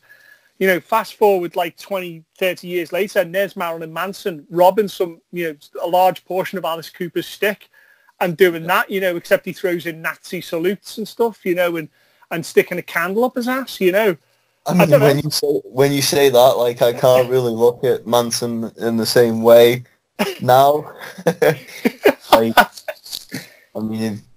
if you do that, you're not really. I mean, talented is a very loose word, but yeah. Well, that's I the other don't thing know. is like people will made for love or hate Marilyn Manson. He's not going to be remembered for his songs as much as for the things he did that was shocking. Yeah. But it's up to him. I mean, he Yeah. should have thought about that before he did them, I guess. But I think I think he's a very intelligent man. Brian Warner is his real name, isn't it? And he was a rock journalist. He wrote for Rolling Stone at one point. I think he very carefully thought about that. I think he very carefully thought about what he wanted to do, because I think he had not a message, but he had an idea that he wanted to make people think a bit more. And at least he was like, well, if no one else is going to push the edges of what rock's meant to be, in my eyes as well, is meant to be disruptive and subversive and to make you think and to go against, to make you question what's going on. And rock was always meant to do that. It's always meant to be challenge, at various levels. I have just listened to what you've just said, and I'm kind of like, why don't we do a full 360? Okay. And it's like, well, Manson isn't doing that now. Should he have hung up the cape? Oh, shit. This like is after the thing. like Mechanical Animals, when it all seemed to starts to go a bit. You can draw the line. It really should have been him that drew the line, but it's not like there's people in uproar. There's not people writing articles about him anymore, really. No, he's certainly, he's certainly shifted what he does, hasn't he? He's almost like this kind of, I don't want to say crooner type of role, but he's almost kind of, I don't know, he doesn't seem as deadly anymore. Maybe he's deadly in other ways. I don't know. But yeah, well, I don't know. He could have had the option to have gone under another name if he wanted to do the material he's currently done. Yeah. You know what I mean? Comes in. So would have Kurt Cobain been doing the same stuff? Would have he moved on? Would he? Well, I don't know. There's a classic example of someone who is very much trying to disrupt what was going on and wake people up from the mundane music they were listening to get something that was more challenging and more real. He's a perfect example of that. At the risk of being I'm not joking when I say this, but at the risk of bad taste, I don't think he wanted to carry on regardless, let's be honest. Yeah. I think, yeah, very much. It's very well documented that he was not prepared for fame and all the horrible shit that comes with it. He was an artist, and sometimes, popularity can be the death of artistic endeavours. We see it time and time again where artists get pummeled into the ground, endlessly touring, endlessly having to record, and that's never going to be good for the creative process. Never going to be good. And poor Kurt's an example of that. Just totally unprepared. Yeah. And now, even nowadays, it's even worse that you can be famous off an image. You can become a meme. One video that's 30 seconds long, you can become famous. And I wonder how many of these musicians that are being created now are destined for the rubbish heap after popularity is done with them. I don't know, because it's a different kind of popularity though. It's like if you were popular in 1995, like most of the bands that were popular in 1995 that didn't keep going can come back and do a comeback tour. Whereas if you're popular now, like, you're not going to get a fucking comeback tour in 2030. Get fucked. Do you know what I mean? No, seriously, like, it's completely... Why not? Like, why not? I just don't think it's... I mean, I'm going to be one of those cunts that says this now, and obviously someone's going to ring me up in like 10 years and be like, haha, my band came back, but it's like, I just don't think the climate's that type of climate anymore. Do you think that there's maybe, if it's a circle and it starts with massively breaks through, becomes super popular, plays arenas, blah, blah, blah, to going all the way around of being unpopular and no one wants to know them, to coming back and reselling out arenas, are you saying that circle is not only massive now, so where it sometimes can take a long time for that to happen? You're saying now that it's just a decline now, that basically that's it, that if I'm trying to think of an artist now that blew up. I think you've just misunderstood me, sorry. So I've been like, so there were artists, say 30, 40 years ago that obviously made a career, and they've had, like, for a lot of people in rock, it was the 90s that was that rotten decade, and then they came back in the 2000s and got back into business a little bit. Yeah. Limp Bizkit were a good example of that when they were massive, and then they fell, foul to people saying that they represented new metal and they were the cause of the problems at Woodstock and riots and all that. And they fell right out of favour, and they were seen as like jock rock, if you will, and all that nonsense. And then obviously people reassessed them and approached them differently, and kind of, were able to kind of see them for what they were, and they kind of resurged and became, massive again. Well, not massive, but certainly bigger again. No, I get you, but that was more of just a general point. Okay. But like that cycle has been like defined, but I think that won't repeat. So the artists have now. So like, if I'm in a band and it's 2020 and I get successful now, I don't know whether I will really actually have a comeback in 2030, 2040. What do you think? What do you think are the factors of that? Are you coming from it from a point of view you would earn so much money you wouldn't need to, or that these people wouldn't be physically able to, or mentally able to, or there wouldn't be demand, or the aspect of fame? Like the public mind is so fickle, and meme only lasts a couple of days. Yeah, you know what I mean? I think it's when it's said that everybody has their 15 minutes of fame. I think it's probably 15 seconds now. Yeah. But this is the thing, like, so a band that was famous in, say, 1995 will probably have 50 years of fame, and when they die, everyone will be like, oh, man, we miss him. Or if it's a birthday, it's like someone on Facebook will fucking post about it. Yeah. But if you're famous now, and, like, it's your birthday... If I had to kind of surmise maybe your point, are you saying that the fame of today hasn't got the credibility it had a decade ago, maybe further? I wouldn't say credibility, but it hasn't got the staying power. Yeah, the weight of it. Yeah. It's because, and I'll tell you why. I'll tell you why that may be, because of the journey that it took to achieve it. So, before the internet, or the early days of the internet, to become famous, you had to be. The primary factor was working hard and being very good. That was it. Now, you could go catch me outside, and you've got a record deal, and someone will release a rap album for you. And there was almost no work to get to the final product, or at least the recorded product. And because of that, it doesn't have any weight. It's really bad because... Sorry, go on. I was going to say, so we talked about Back in Black. The lead to Back in Black, the kind of things that band had to go through, and it's, from forming as a band to actually getting to 1980s Back in Black is massive, which meant that album carries all that weight with it, and it carries all that integrity with it, and that's why it means something. You can't get to that stage without putting the hours in and having the tragedy and the heartbreak and all the other problems that they had to get to that. You can't falsify that. It exists because of those things. Now we are trying to approximate some of those things to get that result, and that just doesn't... People see through it. But I think people don't even... It's not just like people see through it. It's like... there's things like you can have the Cash Me Outside girl or whatever. She's earning, for example, like, I don't know, there could be a local band that's worked harder in one day than she has in her entire life. Yeah. But she's more fabulously wealthy than they ever will be in all of their combined lifetime. Yeah. Do you know what I mean? No, I know exactly what you mean, yeah. It's not a great situation, and the state of the music scene, it's really weird because, like, we are dominated by, let's be honest, the in music now, it's like, it's hip-hop that's non-offensive and like pop music pretty much. Yeah. But it's really weird in that it's kind of a product of like how the scene can construct itself. It's very easy to produce that music. Very, very easy. Yeah.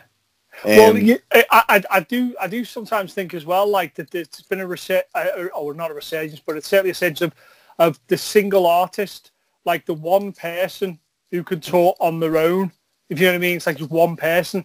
And I do wonder how much of that has been created Do you know what I mean? Because it's so easy to, rather than looking after like 6 guys in a band or whatever. Do you know what I mean? Exactly, yeah. I think that's maybe not a good thing. But then, I mean, listen, fucking hell, I'm sure Elton John had a backing band, you know, and has a backing band and stuff, and these sorts of Bruce Springsteen, you know. But I think if you said to Bruce Springsteen, are you Bruce Springsteen or are you Bruce Springsteen and the E Street Band? I think he sees himself more. He's not stupid enough to know he isn't a solo artist, but he sees himself more as a band, you know. I don't know. Yeah. I know what you're saying. I think Elton John paid his musicians. Do you know what I mean? Shit. Like nowadays, it is literally like someone will play a stadium with a backing track over the massive PA. Yeah, Did we get that from DJs or did we get that from pop music? DJs, where it was like I'd argue on the perspective of electronic music, like with DJs and stuff, and house and things like that. How else are you going to create the fucking music? There you go. Well, I don't know what you... work does go into it.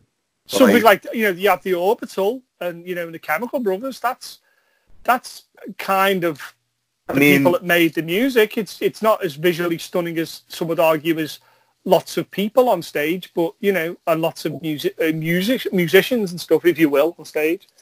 I mean, I personally hate both of those acts, but... no, I don't know. It's kind of... I could be like, well, you could have a combination of both. A band like The Prodigy managed to please the people that like lots of people on stage, but at the same time kept a DJ for those who were interested in the genre. It really...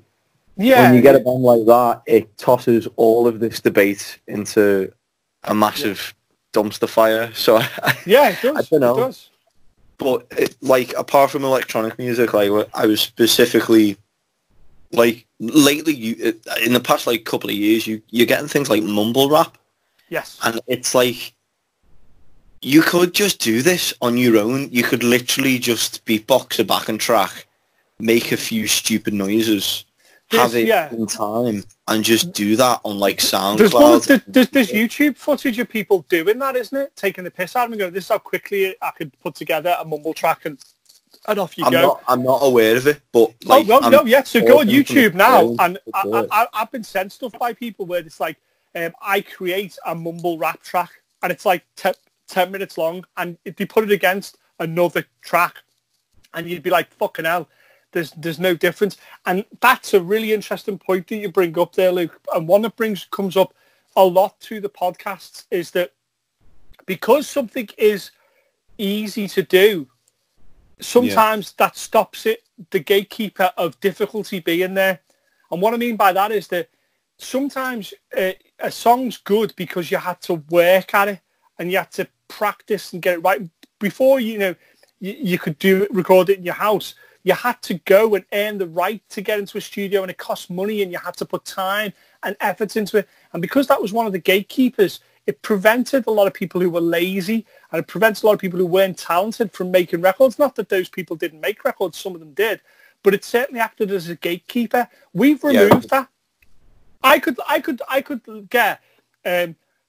take one of my guitars now and randomly pluck it in any fashion you want, record it, put it on YouTube, charge someone 50 pence to buy it, and immediately I've wrote a song.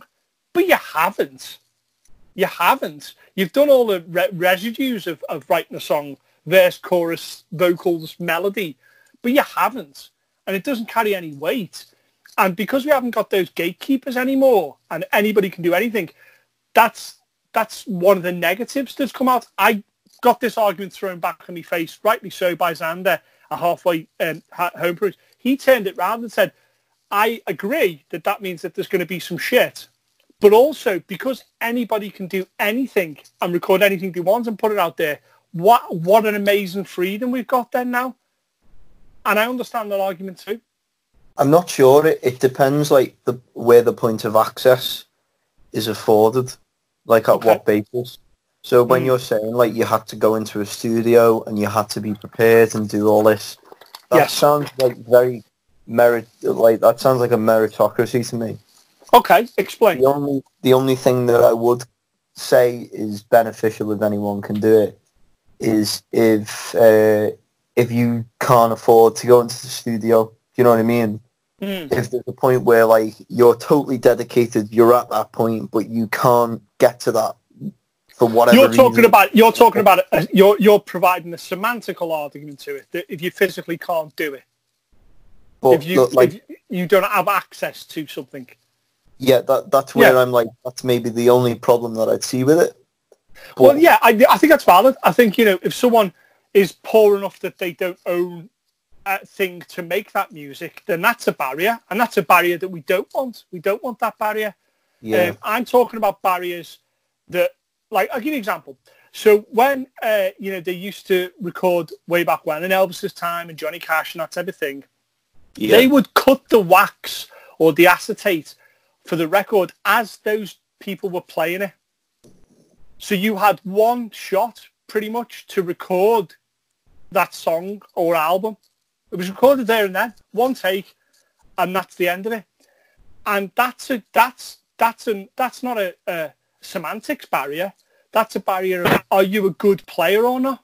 Have you practiced that piece enough? Do you care enough about that piece of music that you're willing to get it so perfect that you can play it with it when the red light comes on?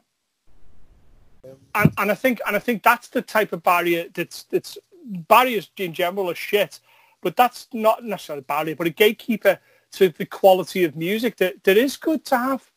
Now there's no one saying, that's out of time. Unless you intend it to be out of time, then I think sometimes those things are necessary. It's difficult because I believe in free speech in every form. And I believe that music should always be free as well and accessible to anybody. And I guess the downside of that is that we sometimes have to get stuff that we think is vacuous and not of merit. I guess that's the downside of it. I think I take that downside if I think about it now. It's to performance and the quality of what's going on. But some barriers, like you said, the semantics of physically not being able to go to a studio, that's a bad barrier. You know what I mean? That's a bad thing. I'm talking about if I have to argue with myself here, I think in order to get complete freedom in music where people can play anything they want, well, we have to put up with vacuous stuff that doesn't hold any weight or anything for us. I think maybe that's what we have to have. But it's when you get to the point where the vacuous stuff is actually like shaping it. Yeah, it's more important. Like it's drawing people in. Yeah. It's your revolution. You're seeing adverts for the vacuous stuff fucking everywhere. And it's become more important now. Like, I don't know. Well, is taste something that you can't orchestrate, can you? You know what I mean? It's like, are we living through one of the worst times for original music? Is it always going to be that? I think we are. But in the 70s, were they like, this is the terriblest type of music. There's fucking bands everywhere, and there's bands everywhere. It's like, you couldn't throw a rock, and I'm sure they were thinking it was terrible. Throughout every generation scorned the next. They're thinking that there's nothing else left to do. Right up until Elvis picks up a guitar and wiggles his legs. Right up until Marilyn Manson walks out, as a kind of Nazi saluting kind of priest.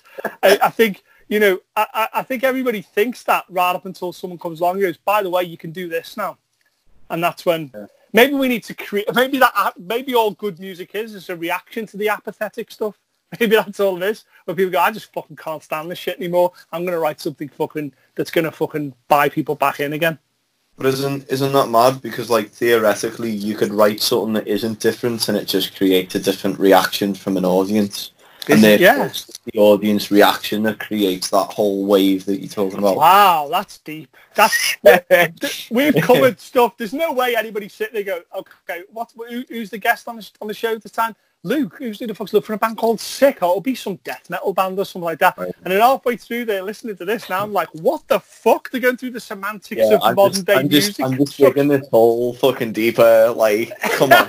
I've had like, I was saying, like, I just keep digging this hole, don't I? You've just, I think it's things that people talk about and things that people go, well, what the fuck is the answer? And the only way we move forward, I think, and the only way we kind of get a better understanding is talking about this. Surely this type of debate and conversation is good. You know, you'll listen to my point, I'll listen to your point. We'll discuss what we think. We'll try and come up with suggestions about how we can improve our local scene. And so that brings up a great question. I was forced to internalise a lot of this and figure out how I was going to help my local scene be better and kind of come up with great music. How have you found our local scene? You were at that metal conference thing that I did, weren't you? Yeah. I went to that. What do you think about the scene itself, about the music around you in your immediate area? I mean, are we on about the metal scene or the music scene? Because let's start with the music scene and then get myopic and talk about the metal scene. But the music scene as a whole. So, from a live band perspective, the majority of bands in Liverpool that play live are indie bands and cover bands. Yeah. Not great. And from my personal opinion, it's receding. I don't know what's going to replace it, but it's slowly dying, whatever it is. Okay. There are people out there that are trying to emulate, like Stone Roses, things like that. Yeah. Oasis. And it's starting to get boring. I mean, it wasn't good in the first place from my perspective, but the people are starting to go, well, yeah, okay, we've seen you 3 times now. What else is there? The metal scene, like in Liverpool, I mean, it's pretty. It depends, like what you want. I mean, if you like industrial metal, there's probably no bands I can mention off the top of my head. Right. For example, you know, just going by genres. Yeah. But in terms of if you want to go get a gig, you can get a gig easy. I mean, now it's quite hard because of this whole Corona thing. Oh, you said the C word. You're not allowed. Yeah. I proved it fairly successfully on the podcast I did with my friend Massey. I was charged by him to go to 3 shows of varying descriptions of varying size venues with various styles of metal and rock on show, and at first I thought it might be quite a tough ask, but then in reality it was very, very easy. I think there is a scene. I think you have to do a tiny bit of work to uncover that scene. Yeah. I think it is there. Like you say, if you're a metal band, you can get a show. A little bit of work, and there are several people doing it, and slightly to the outside and Wigan way and stuff like that. There are ways out. Do you think that it's healthy with the scene? Do you think it's growing? I mean, when you say healthy and growing, it's not going to stagnate and die. Probably not, because the people that are in it right now, obviously, from my experience, they're just doing it to do it. Right. But I think the major problem with me, the major problem with the local music scene, I mean, this applies to quite a lot of places. Anywhere that's not a massive city, which is weird because Liverpool is a massive city. Capital of culture at one point, yeah? Yeah, exactly. But anywhere that's not Manchester or London or Birmingham, it's if you play a gig, for some reason there's more band members than all the instruments. Yeah. It's just a thing, and I don't know whether it's to do with metal, because a lot of I don't think it's necessarily genre specific. But it seems to be. I mean, this is a trend that's growing anyway, because there's an accessibility to musical instruments and things like recording software and stuff. You can, as we were discussing, you can just sit in your fucking bedroom and do a musical project. Yes, yeah. So, I mean, by that rationale, and kind of, is it healthy? Is it is it growing and stuff? Is it who's to blame here? How do we fix that? Can we fix that? Can we fix attendances to shows? Is it something that's going to always be that way, and that's the way it is? Or are we doing something wrong? Do the bands need to evolve? The promoters need to evolve? The venues need to evolve? What needs to happen? I don't know, because it's kind of... I mean, it used to be, bands would play, they'd get a fee from a promoter would make money off whatever, and that'd be that. Everyone would make money and go home, and fans would get a product for what they paid the ticket price for. It's all good. Yes. Everything's changed now because you can just watch a fucking live video and save yourself the £5 or the £10 and the train ride to town or whatever. We live in an age where, ironically, live music itself is a niche unless you're a stupidly popular band. I think so. So, I mean, how do we get past that? Can we get past that?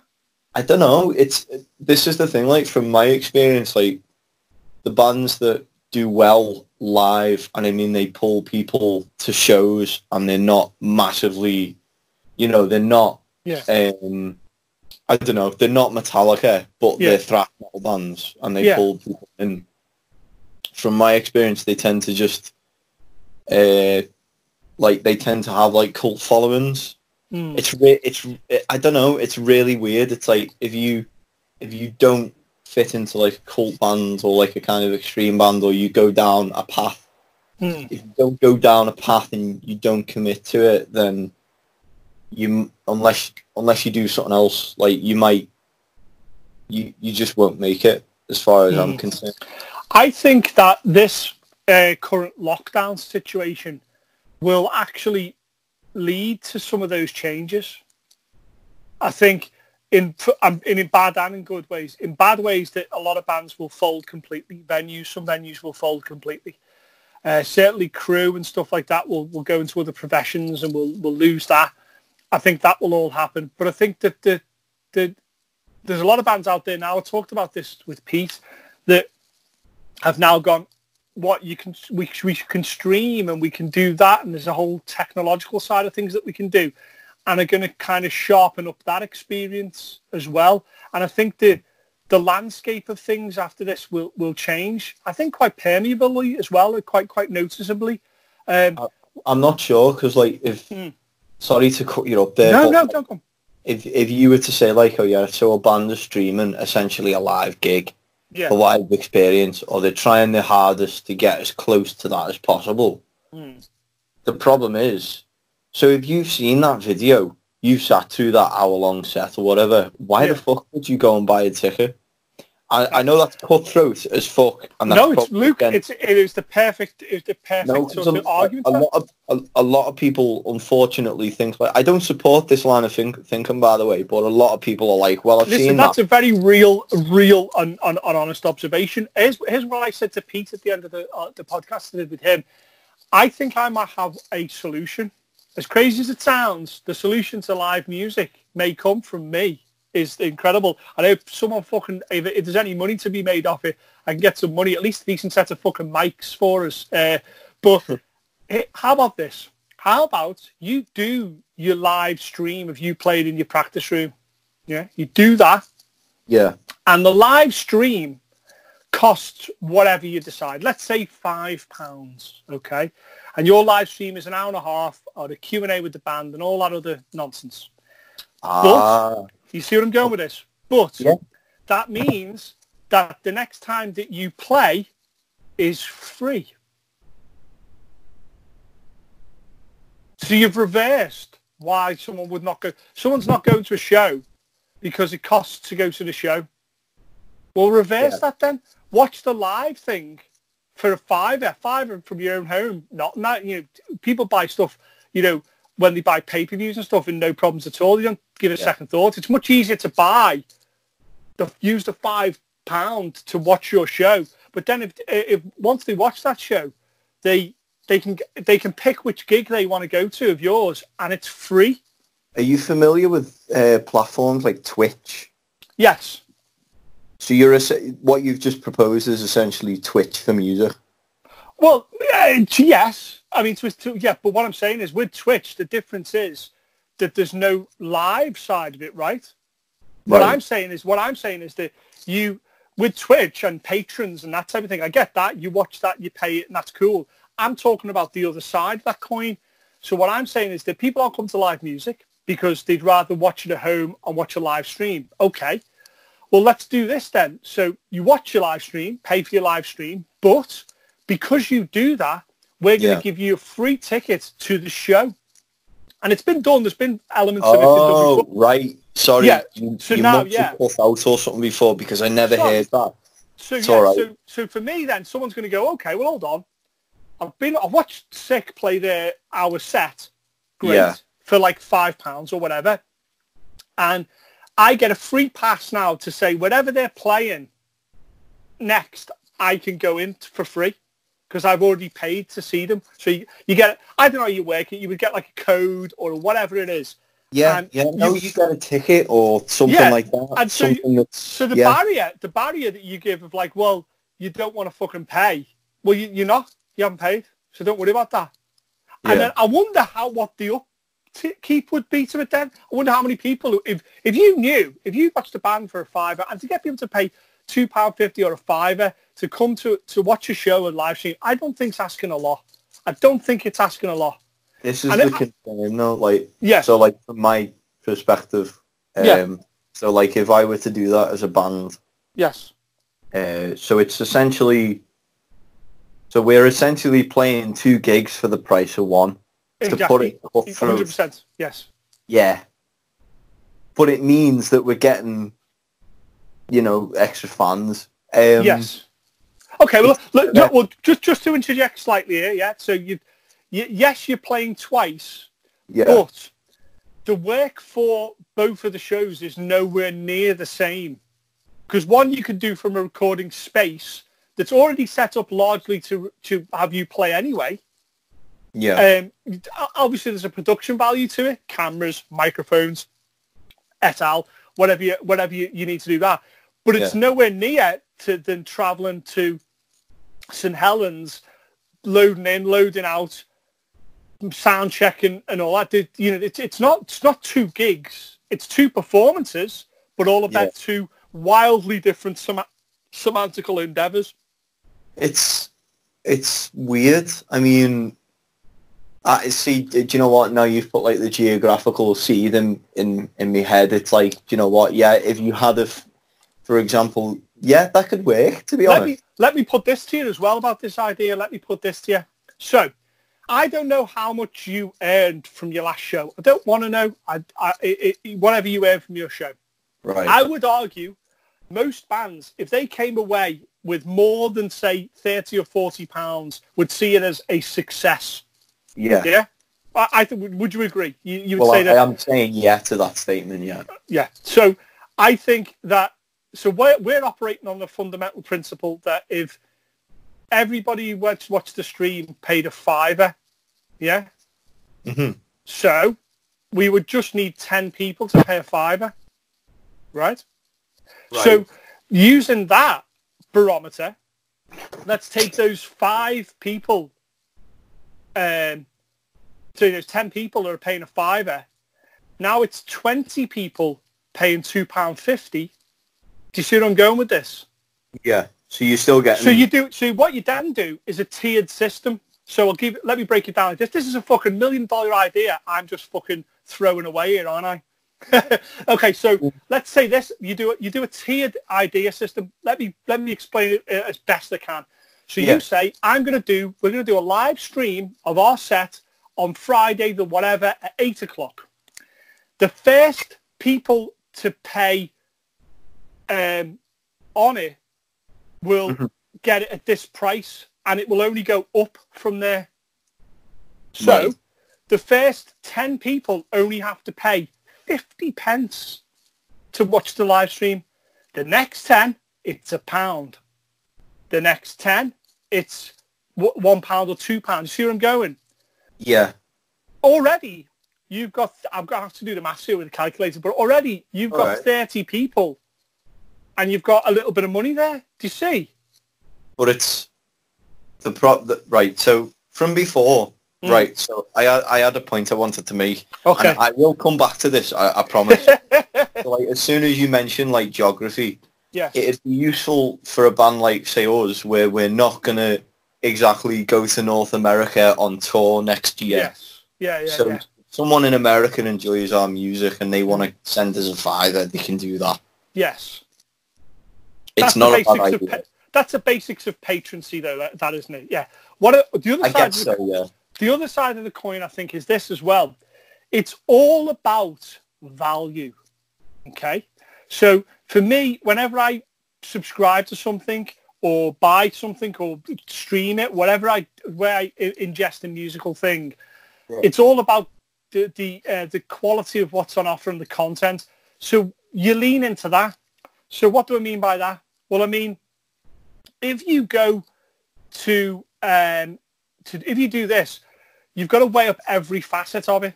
So the recording itself, when you do the streaming, that's got to be good and it's got to be sound and all the rest of it, yeah. But there's no reason you can't do a Q&A afterwards. Adds value to it. Okay. There's also the other side of it is where if you do stream it, that person gets sent a digital copy of the album. That person gets a song that isn't released or you've not recorded.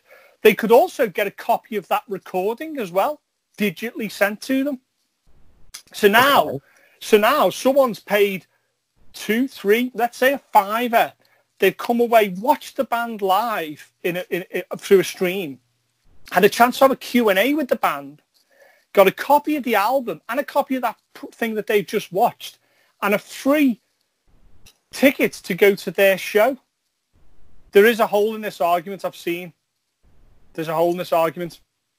Do you want to poke it, or do you want me to? Is that hole promoter? Not really, no. Oh, good, okay. Because the more holes we find, the more we can plug them. My hole is this: who's making the money at the venue?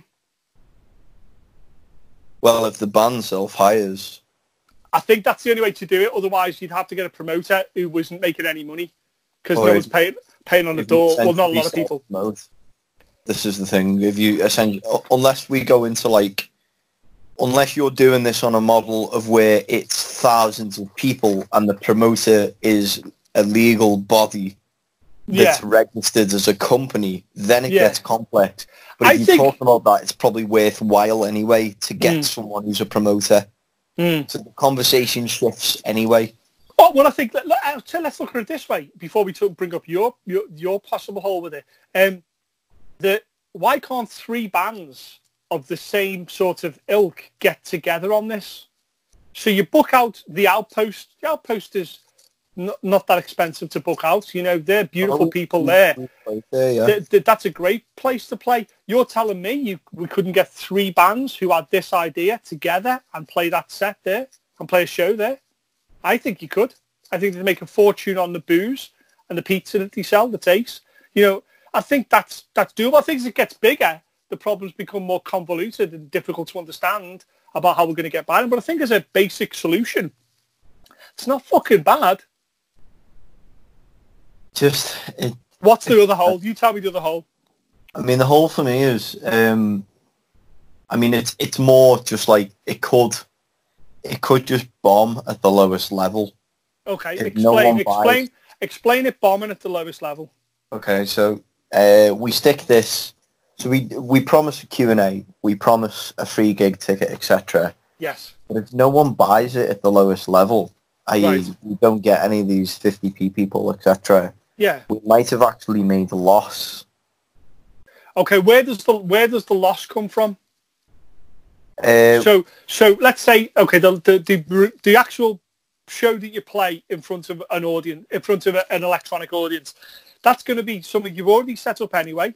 So it's in a room that you probably already pay for. You don't really have to pay for mics and cameras. You've probably already got that to a certain degree. Right. If no one watches it, I don't see how you've monetarily lost. You've only lost time and effort. You haven't lost money. Okay. Well, this was specific to, you were saying, say if someone got a free copy of an album, etc. But it's a free digital copy. You're not producing CDs. I'm saying that from a monetary point of view, there's not, the free album is a digital one. There's no money there. The performance is something you probably would do anyway instead of doing a practice. The microphones and stuff that's required for that, it's not really that much, is it? Do you know what I mean? I don't see, you could do it on a Twitch channel as well. I don't see Where's the monetary loss? If it was a complete bomb and it was shite, where's the monetary loss? Maybe it's from like my personal circumstances, because like Okay. I mean, I don't even own a drum kit, you know. Okay, look, yeah, but that might be a quite specific problem. I think we could probably get around that. I think if you were set up, do you know what? Yeah, okay. But go on. But like the model that you're trying to define is for bands that probably don't own maybe all their gear. It depends like what you define a local band as. Well, I think most bands now have a practice room. I think that exists. I think at a base level, most people do, apart from yourself, own their own instruments that they can play through. I think most people have phones and microphones, or at least access to them, little or no cost in order to produce this. I don't think it's a quantum leap to jump for people to do that. Right. I don't think it is. I might be wrong, but I've been in bands and I've done it, and I think it wouldn't require me any money to do what I'm talking about for me to do it right now. And I'm not in a band currently. Don't get me wrong, I'm sure there's going to be some people that it wouldn't be able to be done for. I get that. But I think the vast majority would. Hey, they already are. People are doing live streams all the time at the moment now because of this lockdown. And I just think that there's far too many positives and not that many negatives of this. I think it's a way forward. Possibly, yeah. It just needs cracking. It's weird though, like a lot of people with the lockdown statuses, etc. Yeah. Like people are doing like live streams over Facebook and stuff. I've seen a couple. Yeah. For some reason, it's just been bands that are doing it. So like, yeah, I noticed that. Yeah. Yeah, no one who's like an individual has been doing it. It's just been like groups. Yeah. It's more of just like a statement, like business as usual. Yeah, it's a placeholder before things go back to normal, isn't it? But that's what I'm saying. That's what I'm saying is that when things aren't going to go back to normal, the landscape will be changed when we return. Where, there'll be this big surge of people going to live music again because they'll be like, fuck, we can get out. That first day in the pub is going to be incredible. People are just going to go fucking hammered it. But that's not going to last. Live music was on its arse before this. This has just knocked it right off its fucking horse. Do you know what I mean? There's a few things to consider because, like, if you think about it after the immediate effect, so let's say this did wipe out a few bands. Like it has and will, definitely. Right, well, I don't really know because I've literally been isolated.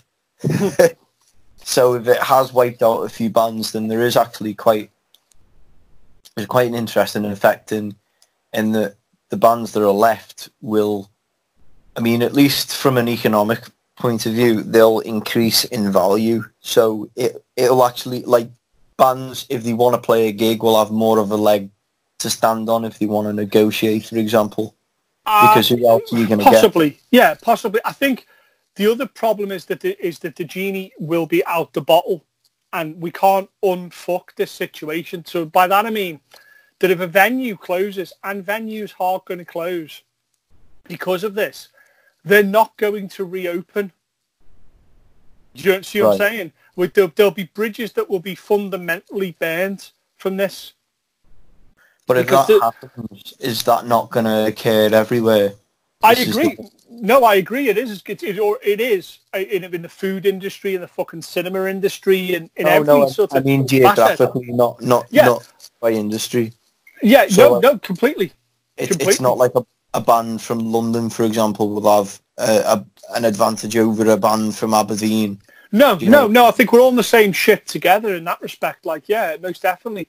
But now I'm thinking that, like, it's going to be like it's going to like carve out a whole new way of doing things. One of the things I saw recently in the last couple of days was people going, I've now realised I can do my job from home, and businesses have realised that certain people can do their job from home just as well as having an office. And I'm telling you now that the businesses will be going, okay, do we need to have an office? Do we need to have this many spaces? Can we get these people to, in both a good and a bad sense? And that will translate to our little corner of music. It will translate to that. We'll lose the venues that won't reopen again. We'll lose the technical people that help make shows happen. We'll lose bands that were doing this as a side thing because they had a main job, now have to get rid of it because they don't have the time, because they have to go and do work that they didn't want to do because they have to pay the bills and they have to put the food on the table. We're going to lose a lot of them. And some would argue it's a natural evolution, however negative it is. Maybe, and I put this to Peter, so it was like, maybe the next evolution of music isn't coming from music. It's coming from this pandemic. You know, we always thought that the next evolution would be the next Kurt Cobain comes along and changes the face of music. Maybe it's not that. Maybe it's this pandemic which is going to come along and change how music's listened to and put out and all the rest of it, because of people have been forced to reevaluate it. It depends, because, like, okay, I'll follow your route and I'll say, okay, let's say we come out of this corona thing and there's literally like 2 venues or 3 venues to like a massive city, talking like a metropolis. Yeah. So suddenly, like, there are loads of clubs shut down, loads of bands shut down. It's like, so the value of a band to a club and the value of a live experience to someone who goes to a gig, it's going to change. We don't know what way that's going to change. There might be way fewer bands. There might be more bands, which is even, that could possibly be even worse. It could be better for the scene, but it could be worse for those who were already trying to either make a living. As a quick sidebar to that, isn't the best music come from struggle and in their environment? You know, you think of Sabbath and Birmingham. You think of, like, you know, all these difficult environments, working class. The struggle always seems to produce the best music. I don't know how much of that is a true statement. I mean, I'm kind of like, for some reason, when you said like those first words and then you said Birmingham, before you said Birmingham, I was like, yeah, do you know what? Reggae was pretty much born out of that. Yeah, you're thinking like, Compton, give us gangster rap and stuff. Yeah. No, I only mentioned it because it's such an easy go-to, isn't it? You know, Priest come from a industrial towns where people that were talking from the early 60s about fucking flower power. That didn't mean anything to those people, and because life was very hard, they sung about and played that harsh lifestyle came across. This part of struggle now just generate good music. I don't know. You know, it's breaking the law. It's like, you don't know what it's like. It's pretty much the personification of, as if you've been on the breadline. Yeah, as if you wondered where your next meal fucking comes from. Yeah. You don't know what it's like. You don't have a clue. If you did, you'd be doing the same thing too. You know, it's like, I don't know. I mean, that's a sidebar. So keep going. Sorry, you were saying. Well, I don't know. It's hard. So, like, the effect on, like, the value of bands and the effect on, like, venues as themselves. I mean, venues might change. It might not be like a building in the centre of your town. It might get localised. You never know. It might be centralised. So we might all have to just fucking make our way to Manchester if you want to go see a live rock band. Yeah. And then the rock bands might charge £5 more if you want to go see it, and you might still go see it. Depends how people react. Yeah. I think we could. The only thing that probably we can 100% agree on is that I think things will be different. Better or worse, somewhere in between. They will be different after this lockdown, especially if it goes on for like 3-4 months. I think it will have an effect on society and by its extension, music and the whole scene itself. Well, I don't know. Like, continuing with, so like I was going to go with the scenario where like there's no venues and stuff, and bands are just playing in like the backyards or whatever. Yeah. Or releasing studio shit. So live music is dead. But you know, like, the first band that plays a live set finally after this whole kind of recession, let's call it. Yeah. Like, they're going to be worth quite a lot, those tickets. That's the funny it's like the first mosh pit that goes off.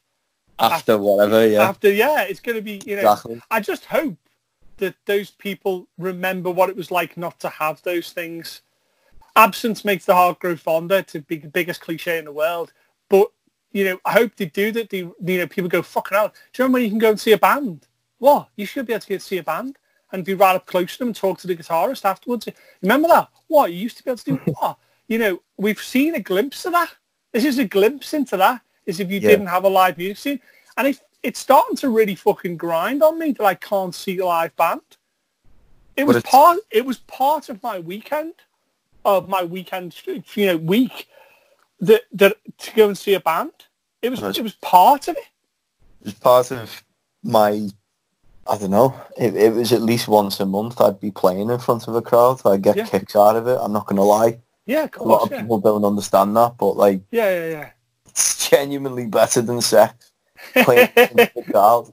I'm not asked. I'll go out and say it.